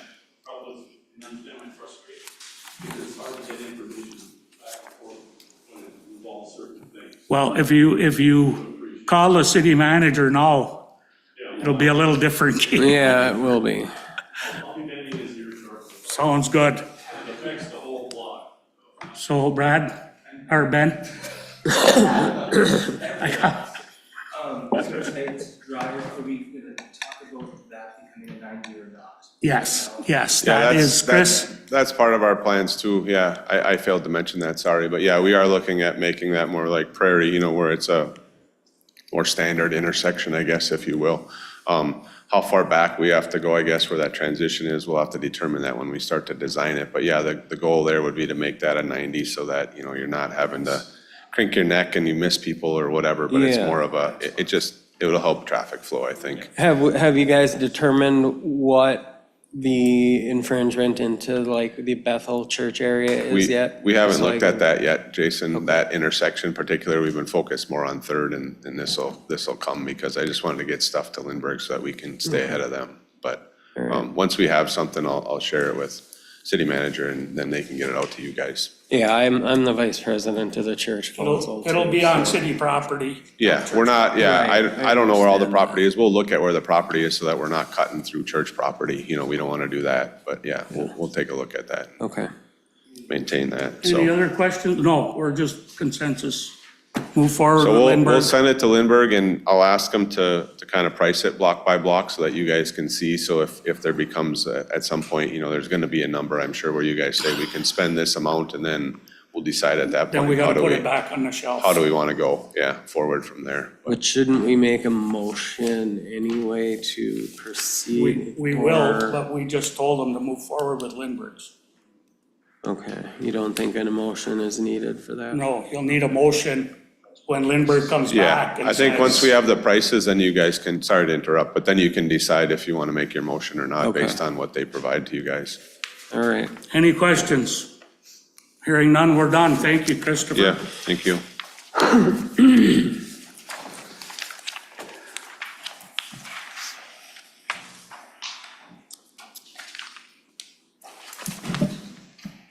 Confirmation of the Nagani-Ishpeming Water Authority well location at Alcoa. This is more of a housekeeping item. You guys have already approved that the well can go in alcohol. We actually never discussed where it's going to go on paperwork, and this is just a formality. We would like to have this on record that you guys did agree to the location of it. You can see on the map where it's going to be. They're actually going to be leveling an area just for the well to be placed. The well house is going to be on a different piece of property. It's not going to infringe with the tube slide or anything at alcohol. Okay. Is that well location where that laydown area is now? No. That well location is as you're going down to the lodge, just where the trees end. It's right there on that Oh, corner. okay. Will there be much of a building or anything, or? Not there. The building, we have them putting it up top where it's going to be out of the way of the public. So you Not, won't even see this basically once the brush no, comes back in? no, we didn't want to obstruct the view of the lake. Good. So do we want a motion that we agree? Yes, I'll please. make a motion that we go with that. Support. Motion and support to approve and support the proposed well location at the Alqual-Teal Lake area. All those in favor? Aye. Opposed? Motion passed. Thank you. Do we have this is kind of a grant question. Being that we're footing the bill for this bad boy, do we have a repayment plan set up yet for Nagani? Yeah, the tentative way that this was gonna work was they were gonna draw the funds off us as we're talking for the well, right? So Niowa is going to draw the funds off of us. Correct, but we're footing the whole bill. At an interest rate from Right. Niowa. Do we have a repayment from City of Nagani for their portion of the cost? The city of Nagani would pay us technically through the interest that we'd be charging Niowa, but Niowa as a whole, the advance that we have, or the advance agreement. So the advance is to Niowa. Okay. So Niowa is going to submit draw requests as they go with the project. We will send them funds, and then those funds have whatever interest rate our ICS account is running right now, so that we So aren't that losing money. basically avoids bonding and Exactly. everything. Okay. Yep. Are there any other questions on that financial? All right, thank you, Grant. Thank you. Mr. Letter of Intent for 216 West Division. Who wants to talk about this with Bryce? Just him? Can Jason? everyone hear me okay? Yeah. Awesome. I'll just go through a little bit of the information about this, and then we can chat about it or ask any questions. But hello, Council. My name is Bryce Sturmer. I reside at 367 County Road in Nagani. I would be with you in person today, but unfortunately, I'm currently up in Calgary this week for work. Thank you for taking the time to consider this item, and thanks Grant and Kathy and Randy for getting this request on the agenda in such short notice. I think a lot of you know me and my history of projects, but for those of you who don't, I started Velodrome Coffee in 2017. I opened the Ishpeming location in 2021 and sold that business last summer. Outside of Velodrome, I own 6 properties in full or in a partnership in Ishpeming, which totals 112,000 square feet. And I've also developed property in Nagani and Marquette. I believe in Ishpeming in this community, and as a very small scale developer, I truly believe that Ishpeming is becoming one of the best places to live in the UP. As Chris mentioned earlier, we have some really exciting growth right now, and the new business development in the area is bringing jobs and investment to our community. But now we need to kind of also tend to the housing situation and continue to help support the momentum we're seeing. So I come to you today to request your approval in issuing a letter of support for the Community Development Block Grant for a new housing project I'm working on. This letter of support is the first step in reserving funds for potential projects. So this is not a general approval of the project, and this is not the last time you as a council will hear about this project, as I'm seeking all types of available funding to get my building costs as low as possible so that I can introduce this housing at a really attainable rate. And right now we're working with Fishbeck to form a brownfield TIF plan through the Marquette County Land Bank. And I'm working with Ishpeming Planning Commission as well. I'm going through the review process right now to seek the necessary approvals on all that. So working on a number of fronts. A little bit about the project. This is the old Raleigh's Furniture Building on Division. And as we go forward, I'll be referring to it as Loeffler Block, which is historical use of that property and a nice name for it. So this will create 5 new high quality apartments on the ground floor, which will be very accessible for aging population and just general access. The space, if you've been in there before, it has really high ceilings. It's got some exposed brick that's obviously been covered up by lots of layers already, but we're going to bring it back to some of that exposed brick on the interior. And we're going to implement as much natural light into it to create some really awesome, very, very nice apartments. We'll be rehabbing the upstairs apartments to modernize and increase safety. And at the end of the day, the mix of apartments will be 5 2-bedrooms, 1 3-bedroom, 2-bath, and 1 1-bedroom. Which could be 14 to 20 new residents in our downtown. So that's going to be great. Currently, the project is very much in the planning phases, and we're hoping to do some demo maybe later this month and get some building permits pulled and start swinging hammers later this summer. And as is the case with all my other projects, I'll be working with only local contractors, so working on that front. The Loeffler Block revitalization will have significant positive impacts on Ishpeming and the surrounding region to addressing the housing shortages, stimulating development economic growth, enhancing community vibrancy, and promoting sustainable development. This project represents a strategic investment in Ishpeming's future and to create a more vibrant, accessible, and economically robust downtown. The 5 new units help the need and development of attainable and affording housing rental units of 80% AMI, with priority to increase the housing supply for households at or below 80% AMI. This project supports specific goals of the regional action plan for our area. One of those goals is to increase the supply of full spectrum housing that is affordable and attainable to central UP residents. Another goal that they have is to increase the missing middle and workforce housing stock to facilitate greater housing choice. So that's a little bit about the project. I think overall, there's a clear need for more housing in our county, and basically, I'd like to ask for your approval to get this letter of intent sent out tomorrow, which is unfortunately the deadline. So this came up really quick, and again, I appreciate everyone's action to get this on the agenda and let me come before you to speak on this. So yeah, if you have any questions or any discussion on this, I'd be happy to try and answer that. Okay, are we prepared? Hang on. Are we prepared to get that letter? Okay. Jason? I just have a question. This is kind of a multiple person question here. For parking, what is the plan for parking over there? Yeah, so as proposed, and do you guys have the plan that I sent along with this, the floor plan and site plan? No. Okay, that's okay. Sorry. I'll just describe it then. So if you're familiar with the property, there's like the main structure, the stucco structure that's 2-story. Yeah. And then there's a connecting steel structure. Yeah. So that steel structure is going to come down, and we're going to create more parking there. And Good, okay. a lot of reasons for that, but the main one being that steel structure has some structural issues that would basically be way too expensive to try and fix, to make it into anything that could be affordably used for, commercial rental or anything like that. So it's a twofold solution. Knock that down, create some great parking there. And then also I own the lot that's like kitty corner to this property. It's a little gravel lot, but it also has a number of parking spots. So all that to say, our plans show that we do fulfill all the parking requirements needed for this. Oh, wow, good.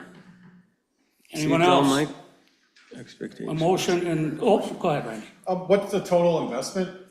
I don't know if you said that or if it's too early. Total investment, without the acquisition of the property, we're going to be probably in the $1.2 to $1.4 million range. Thank you. Anyone else? And Bryce, is it 5 units or 7 units total? 5 new units, 7 existing that will be rehabbed. Okay. Anyone else? A motion is in order. So moved. There. That would support that. Okay. We have a motion and support to have city staff put the letter of support together for the MSHDA CDBG letter for, does this have a name? What was it? CDBG grant letter of No, I intent. mean the name of your project? Oh, the Loeffler Block. Loeffler, I never heard of that before. All those in favor? Aye. Aye, opposed? Very good, write the letter. Thank you, Bryce. so for much, council. continuing. Thanks, Bryce. All right, we are up to budget amendments, 11G. Okay, so the main reason for this amendment is because we have a super big change in the way we're doing our accounting with the dissolution of the motor pool. After the first quarter of 2025, I'm pretty confident that I can get you some actual projections. Long and the short of it is, right now, we're looking at a proposed budget surplus, you heard me right, in the general fund of about $200,000 with this change. So That's a pretty big deal for us. I do want to caution all of us that these are my estimates. I'd also like to further caution all of us that this money did not fall out of the sky. It's just differently available to us right now, right? So we do want to keep in mind that as the year goes, we're going to be continually testing my theory on how this is going to work, but I'm fairly confident right now in these numbers conservatively that the general fund should have some greater degree of flexibility now, which is a big deal for us. Was there any questions? I feel like we've talked about the motor pool and how that flowed. Any questions for Grant? Feel like celebrating. Seeing none, we need to accept the budget amendments. I'll make a motion to approve the budget amendments. We have a motion and support to accept the budget amendments for Q1 of the year 2025. All those in favor? Aye. Opposed? Very good. Well done, Grant. Thank you, sir. I haven't heard the word surplus mentioned since I've been on the council, so. Well, there's a new mayor, you know.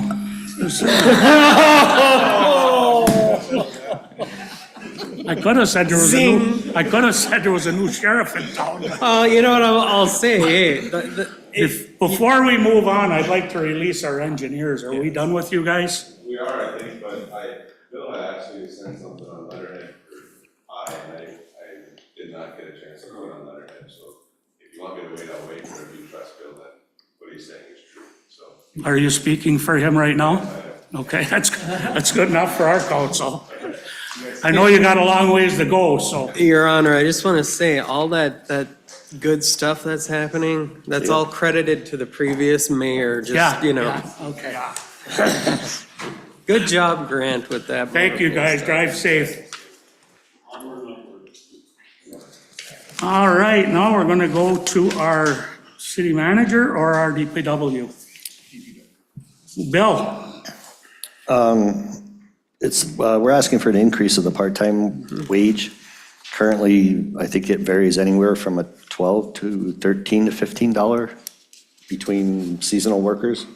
And we've asked the boards to write a recommendation also that we'd just like to standardize the part-time seasonal wage for the city as $15 period.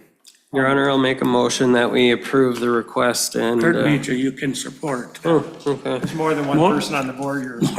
Motion and support to move our minimum wage for any labor employee to $15. Are all in favor? Aye. Opposed? Motion passed. DPW request for sewer flow meters. So this comes about from our water meter project where we finally have data that we can back our statements up.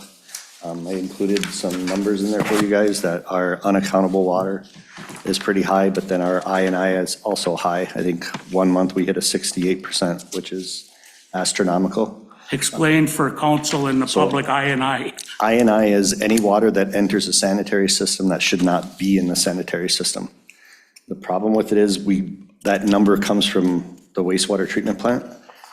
So we need to figure out a way to find out which section of town it is actually coming from. And the only way to do that is to have portable flow meters. And the reason Chris was here was we asked him last year just to do one manhole for 1 month is around $12,756. Jeez. We can buy 4 of these flow meters that we can now have forever, and we can do flow monitoring wherever we want at any time. And for basically the price of him doing two meters for 1 month. Your Honor, I'll make a motion that we purchase 4 flow meters from the sanitary sewer fund. For the amount of? $30,313.34. Is there support? And a motion and support to have the DPW general foreman go ahead with the purchase of the flow meters at $30,000 plus with the money to come from our sewer fund. All those in favor? Aye. Opposed? Motion passed. Thank you, Bill. Cooperative mutual aid fire control agreement with the DNR. Our fire chief. There he is. This is kind of standard, right, Jason? Yeah, apparently it's every 5 years you re-sign the agreement. All right, then everything on there is proper. I see the ID is correct. Yep. What's your pleasure? Your I also Honor? took a look at it, Mr. Mayor. It's Oh, fine. okay. I'll make a motion to approve. I'll support. Motion and support to approve the cooperative mutual aid fire control agreement between City of Ishpeming Fire Department and the DNR. All those in favor? Aye. Opposed? Motion passed. Now we have the ordinances that are going to be amendments. Caroline, you want to Sure. touch on anything here? Okay, so this is mostly just updating, but there are some things that are worth noting, I guess. One of them is that the rental registration ordinance has always been a little bit vague as far as whether it includes short-term rentals or it doesn't include short-term rentals. And so what we did is amend it so yes, short-term rentals will register. Let us know that they're out there, give us contact information for somebody local who's going to be responsible in case of some kind of emergency. Thank you. And that's all it does, is they register. The inspection ordinance does not include short-term rentals. So there's no fee involved or anything. It's an information gathering exercise, and it clarifies the rental registration ordinance that we already have. Is there a reason we're not going to include inspections and short-term rentals? We are going to, if I can interject, when the manager and I did our review of the agenda, there was a ordinance drafted and it's been on the table somewhere. So that's gonna be re-energized.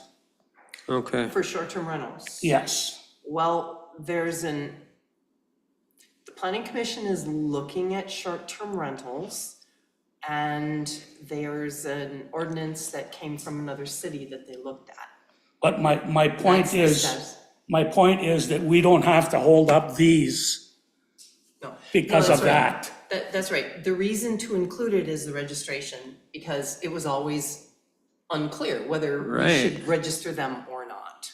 And so this says, yes, register them, but you indicate on the registration that you are a short-term rental, and then you're not subject to the inspection. In the inspection ordinance, there's a specific exclusion for short-term rentals.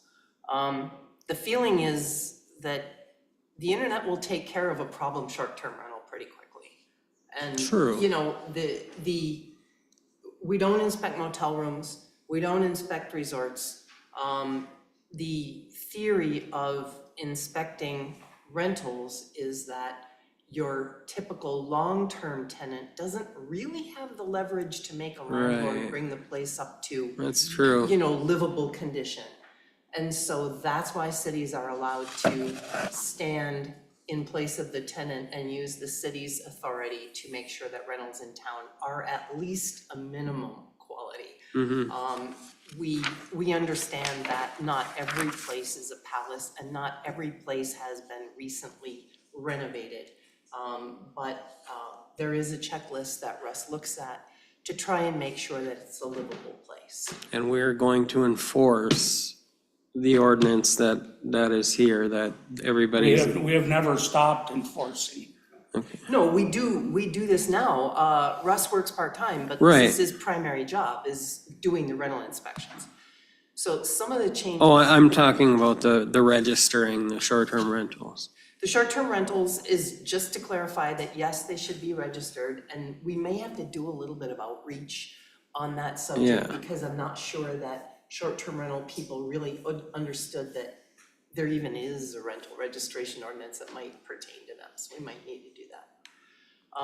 I don't know what else the planning commission is looking to do. I think they're still in the discussion phase. One of them might be to put some kind of a cap on the number in town. Yeah, and should is a little. Maybe we can get them to weigh in on that. Yeah, so we did table the short-term rental ordinance that we were drafting, waiting on these documents first. So we are in the planning stage, once we review these, to kind of come up with the ordinance or what we want to, present to the council. Yeah. So that is in the works with the planning commission, just waiting on these documents first. Excellent. We're gonna heat that up a little bit. My one I'm still going back to you said they should register. Should is kind of ambiguous to me. Well, they're So- required under this ordinance. Okay, and there are gonna be enforcements if they don't. Once we find out about it, Okay. we can enforce. It's no different than it was before, except the ordinance says you should register. We don't have anybody gonna go out and knock on doors or find out. It's still an at-will thing. We're not requiring them to register. We're requiring them, but we can't go out and force them. Okay. More will follow, like I said. Okay. Holding these is only gonna hold up the planning commission. Now the planning commission is gonna accelerate the short-term rental ordinance. And the planning commission can look at what they want other than those two issues, registration and numbers, any other feature they're looking for, and then we can work together, the planning commission, Andrew and I can work on where does it go in the ordinances? Do we want a brand new ordinance? Do we need to put the information in an existing ordinance? What do we want to do? Okay. Once we know what the information is. Okay. So that's the short term. And again, there's no fee or anything for anyone to register for that. Another thing is that the enforcement mechanism in both ordinances is updated and matches more closely now with our other ordinances. Okay. The inspections, Russ has wanted for a long time to clarify that he can accept inspections from other governmental agencies. MISHDA is a big one, and our ordinance didn't really allow it. So we're specifically allowing that. If he can get evidence of a successful inspection, then he doesn't go in and re-inspect. Okay. And it'll be more favorable to our landlords. They don't have somebody coming after they've been inspected and re-inspected. Well, that's right. And a lot of the agencies inspect for a lot of very specific things that Russ doesn't look for. And so they may actually be a more thorough inspection than we usually do. I know MISHDA has a lot of child safety issues that they inspect for that we don't particularly focus on. The other thing with these ordinances that you have in the packet is, I'm not sure why, but the ordinances online, which is pretty much our most up-to-date and official version, they have these checklists and forms attached to them. I don't know why they're there. Those are things that should be revised from time to time as standards change and requirements change. So what I'm proposing is that for the first and second reading, that you consider ending both ordinances to the extent that they now include those forms. Just end them after the effective date. So it'll be, you know, at the end of the ordinance, it says amended, first reading, second reading, when was it published and when is it effective? And like every other ordinance that we have. That makes sense. And do both ordinances have that? Yes. There's no reason we can't do that now. Well, this is just first reading. But can't we do it at the first reading? Well, you can approve it that way for first reading. But it has Yes, to come up again. absolutely. Yeah, that's what I'm That's my saying. recommendation. Yeah. So we need a motion So to accept them at their first reading and ending at section 13? Is that fair? Well, after the effective date. After the effective date on both. So your motion, support? I'll second. You have a motion and support to accept both rental inspection and rental registration ordinances 7-500 and 7-400 after the effective date. All those in favor? Aye. Opposed? Motion passed at the first reading.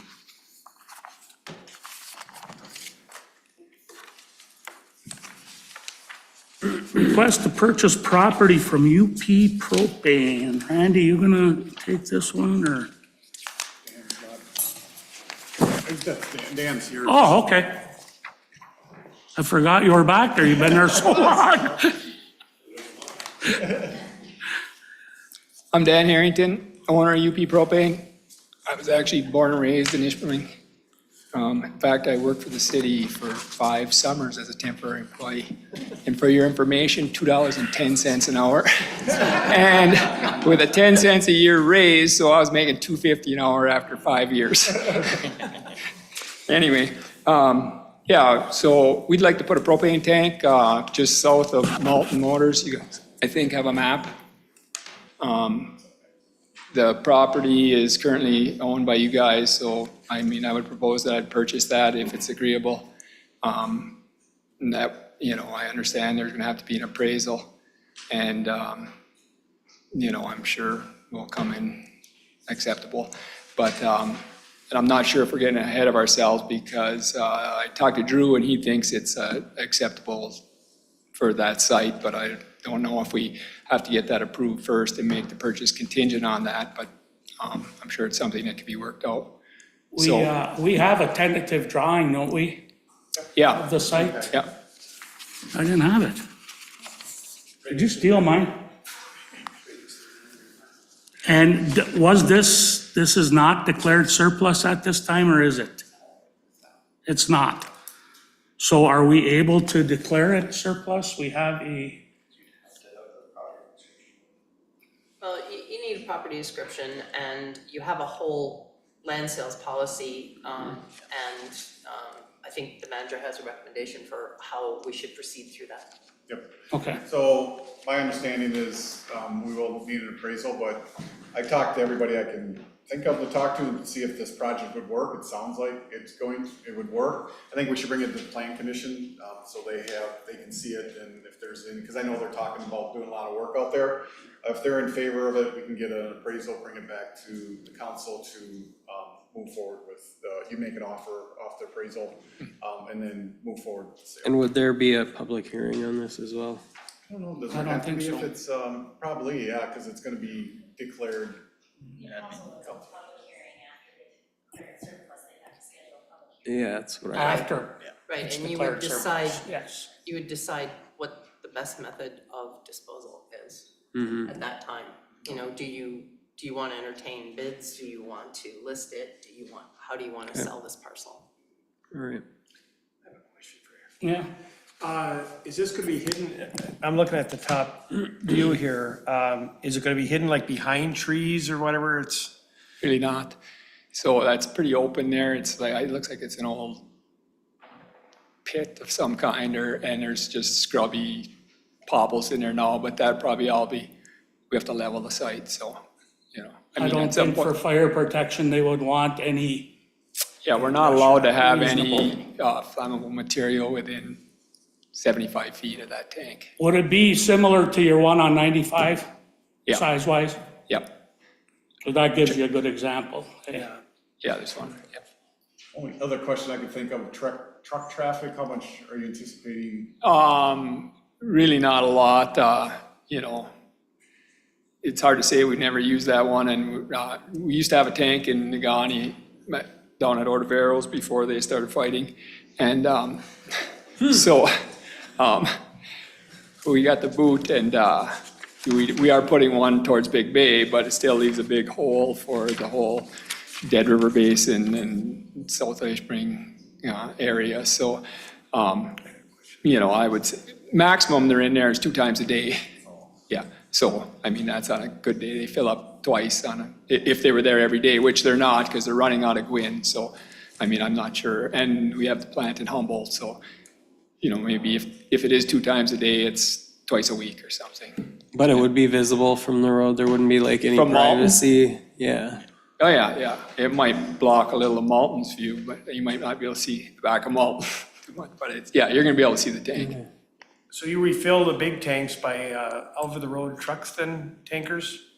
Yeah, so a tanker has to come in there, it carries about 12,000 gallons, takes 3 of them to fill the tank or something, and then we. So how heavy is that truck then? Just curiosity. Oh, I'm not sure. I'm sure, what's the max? 90,000 pounds or something, but it has lots of axles.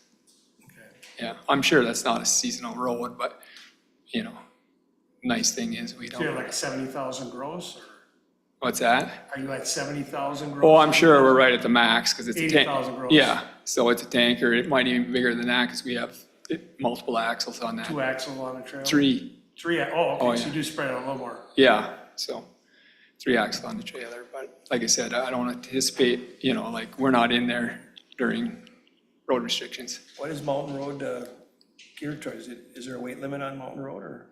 There's no weight limit, but it's not made for heavy truck. I was gonna Right, say that's it's what not I'm getting made at, for 'cause heavy that's truck. yeah. 3 axle at the 80,000 is, We were running logging trucks through there several times. I'm sure these are gonna be a lot less than a logging truck.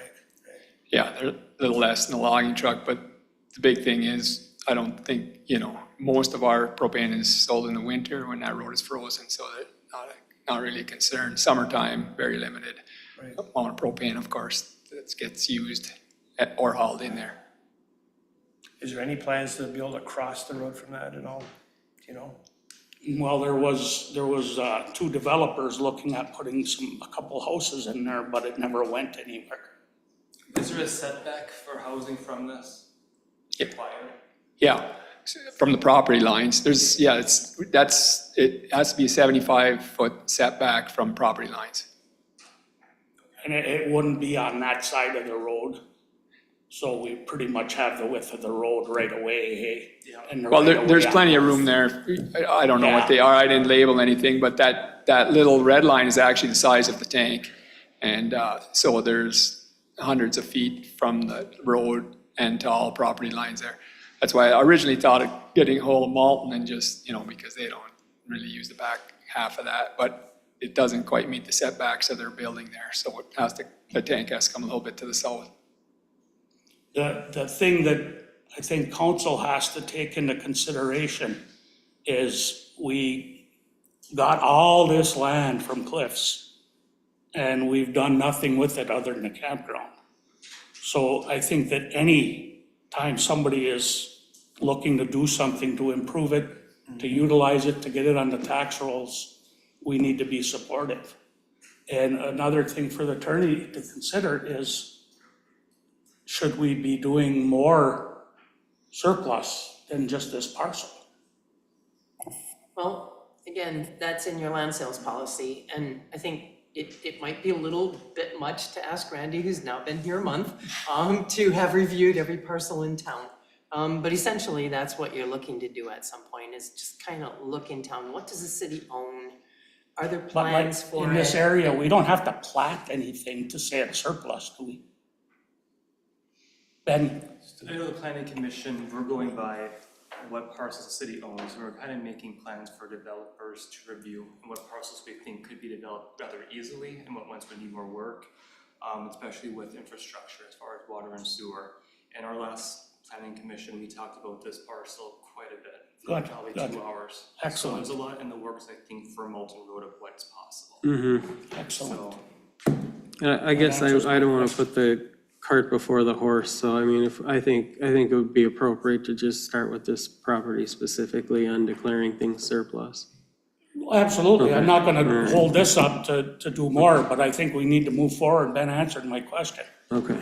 Yeah, and I guess with this being next to an industrial building, it makes sense as far as a buffer. Yeah. But I do know housing development will probably be going, or probably be easier to build off of Right. Wabash Heights and going down, just because the infrastructure's there. Mm-hmm. So, Yeah.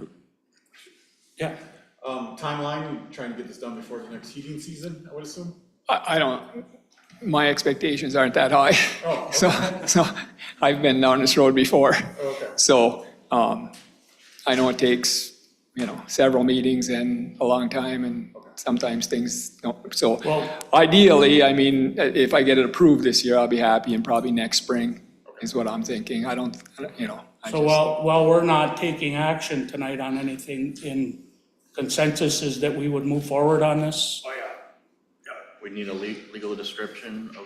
Right, that's what I'm saying, move Yeah, forward for with sure. planning commission. Yep. Next step, everybody agrees? Yep. Beautiful.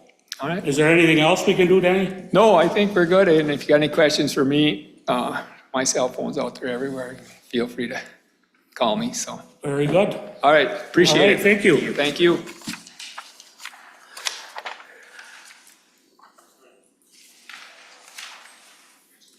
And that brings us to mayor and council reports.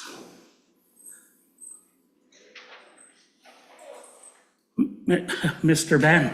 Thank you. I had the pleasure of doing the Nicolay Bank ribbon cutting with Brett. That went very well. Well attended for being afternoon. We got a lot done with the planning commission, I will say that. We did table, like I said, the short-term rental. And we are looking at a lighting ordinance for the city. And then we are still working on pretty much finding developable land in the city for a surplus. Beautiful. That's an important one. Yeah. Councilman Kipling. I don't have a whole lot, just a reminder that a week from Friday, Carl Bonek will be in town to meet with our citizens, 11 till 1 o'clock. And he's gonna meet with the staff there from 1 till 2. So anybody wanna come down for coffee, meet the representative, got any problems or concerns, just come in and say hi. Mayor Scanlon will be there to say hello and invite him, and I'll probably be there. And I'll be stopping in.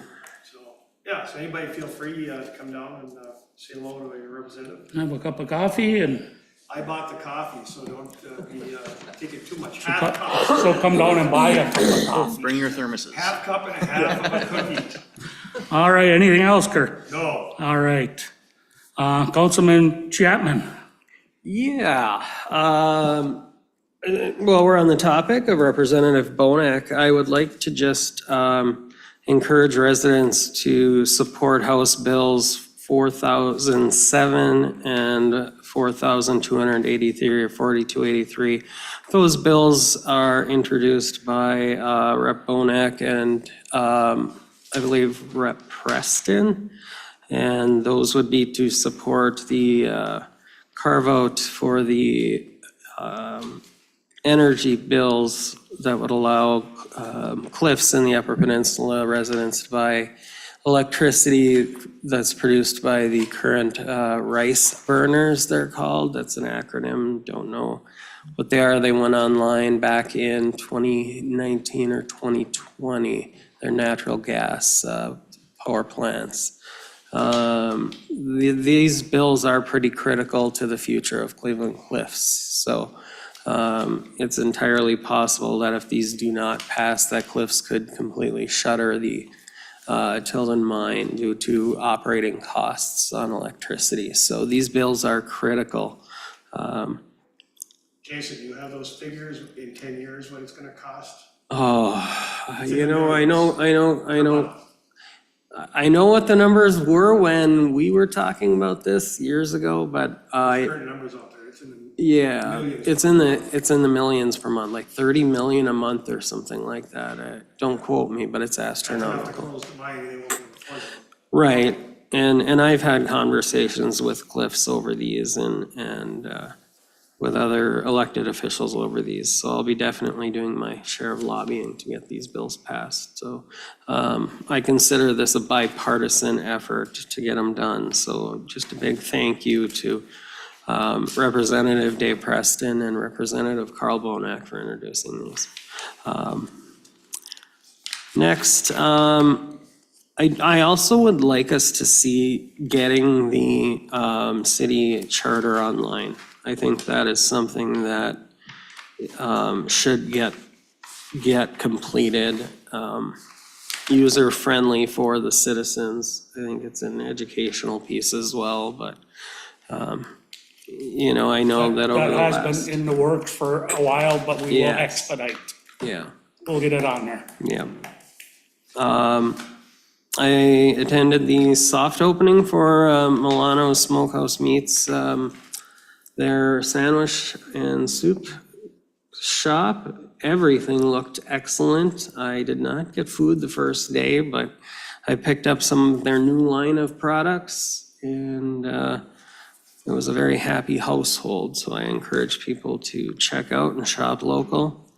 My other question is, I just want to check up on Have we heard anything on how the residents have been doing south of the high school with the water stuff that was going on there? Bill, you wanna touch on that? We haven't had a single complaint about any flooding this year. Excellent. Todd Kopanen is pretty much our model that we go after, but he hasn't had any issues. Good, very good. Pretty sure that's it for me. I had to miss the Parks and Rec Committee meeting last night because I was sick. I'm still battling a sinus infection, so. All right, Brett, thank you, Jason. All right, so I was able to attend the DDA meeting this past month. As far as the Ishpeming community events staff, they have a couple of things coming up. There is the farmer's market that's starting in the Country Village, the Jasper Ridge Brewery parking lot. It'll be starting May 25th. It'll run every Sunday for the foreseeable future. Stay tuned to their Facebook page for more updates to that. Also, the West End Craft Show will be May 3rd at River Rock Lanes and Banquet Center from 10 to 3. Apparently, there's going to be over 30 vendors there just in time for Mother's Day, so excellent opportunity to take advantage of that. I was able to attend the meet and greet hosted by the LCP for Randy. I bet Randy's happy to stop talking about himself for a while. Like Ben said, we attended the Nicolay Bank branch remodel. It looks excellent, and it's great to see them investing in their downtown property. And that's it for prior events. I'll have more updates on the school board meeting that I'll be attending next Monday. Very good, thank you, Brett. Mine is pretty short. All my time has been spent with the wastewater treatment plant. We've got a lot going on there. Are we having a tour?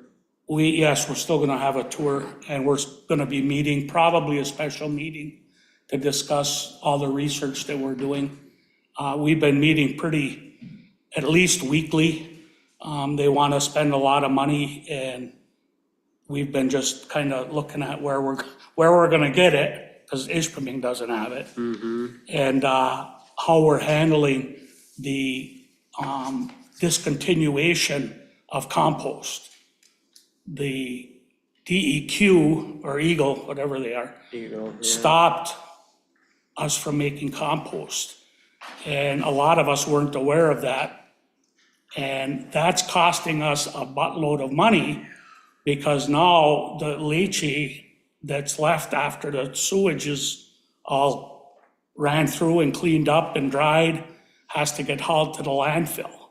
So we pay a tipping fee, and we pay the tipping fee on a weight that's 80% water currently.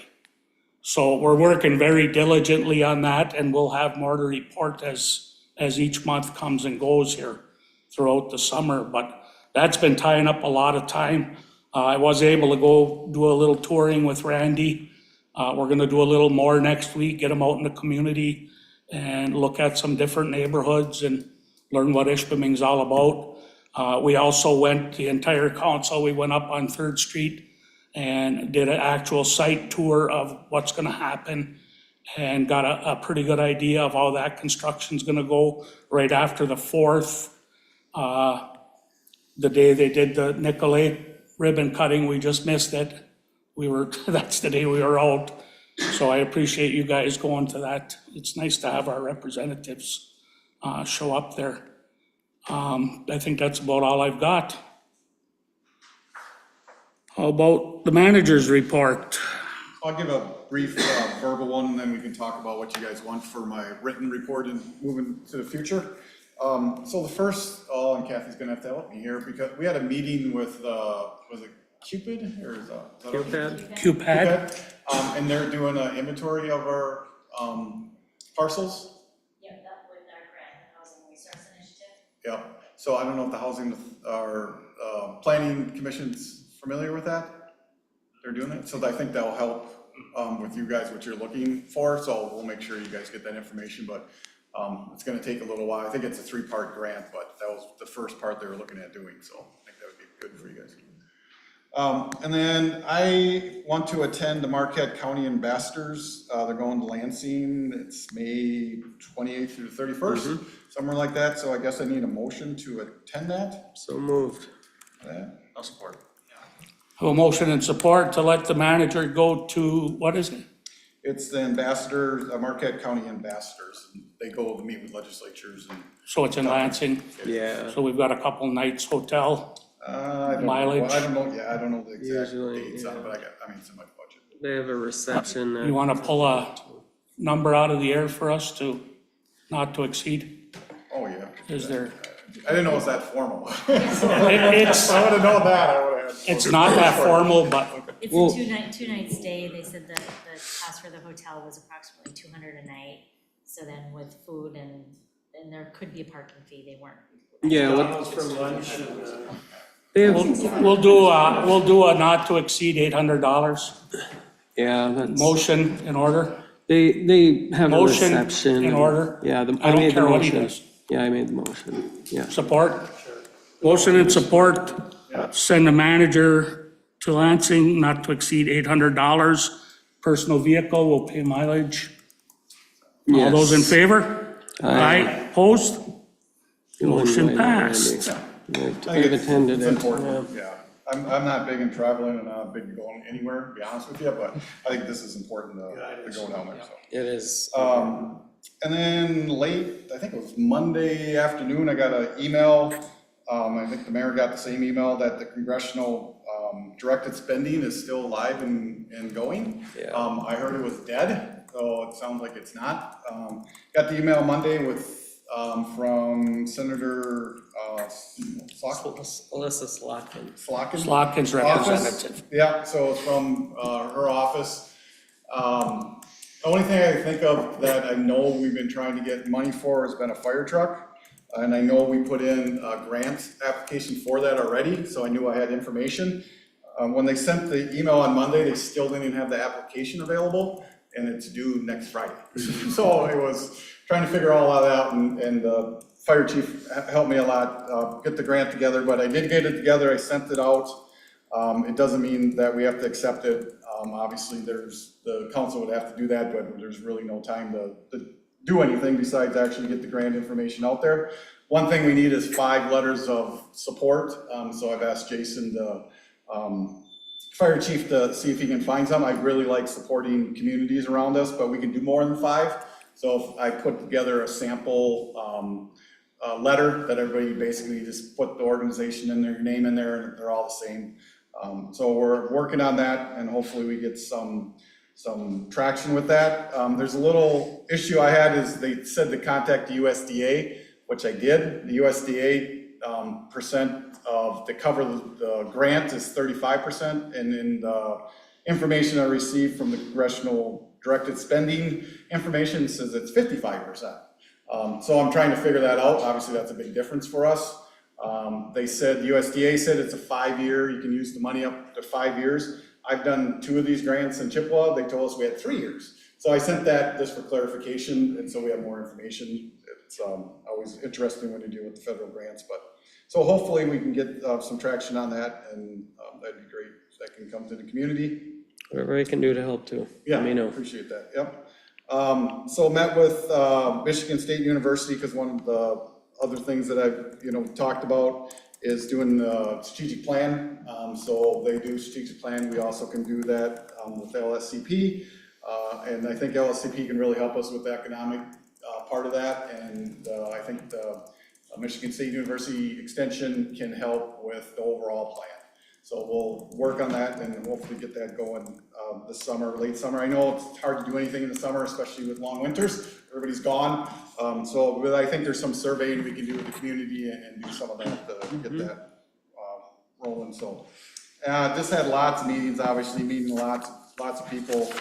Really 2 things that I came away with. First of all, you got great employees, you got great people working for this community, and you got a lot of resources. To be honest with you, I was a little concerned coming here because I know that we want to do a lot, and I want to do a lot. I didn't think the resources would be here. There's more resources here than there is where I came from. That has 300,000 people in it. So you got a lot of economic development, you got a lot of community support. Met with a church group that does a service day once a year that they've been doing here for several years now.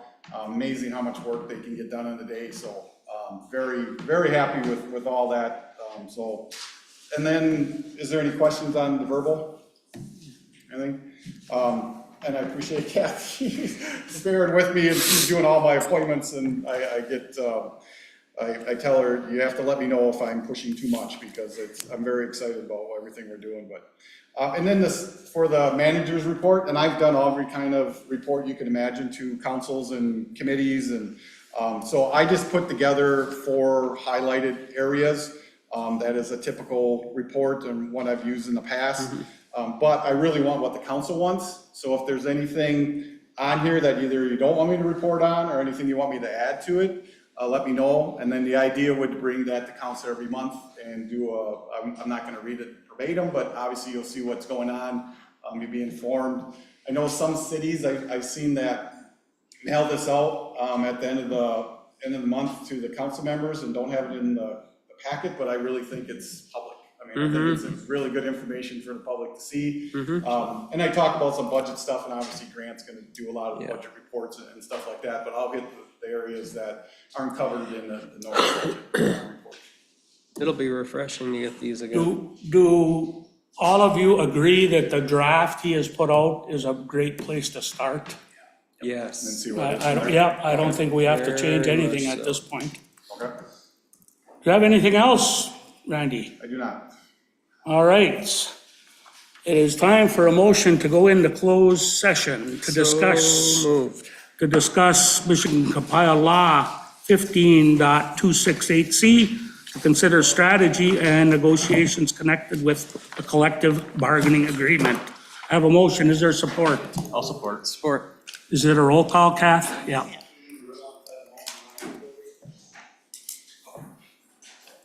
Councilmember Ben Argo? Yes. Support. Councilmember Brett Argo? Support. Councilmember Jason Chapman? Yes. Councilmember Kurt Kipling? Yep. Mayor Pat Scanlon? Yep. We'll take a brief recess.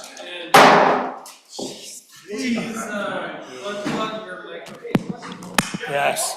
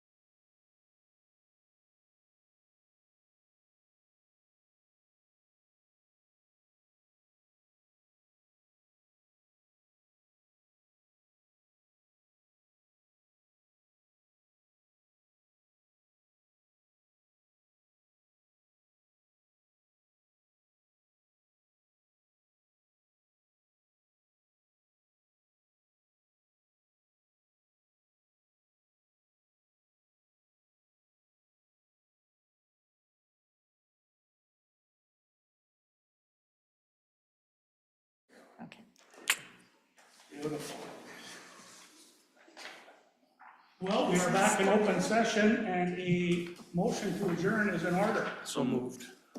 Motion and support to adjourn. All those in favor? Aye. Aye, good night. Twice, come on now.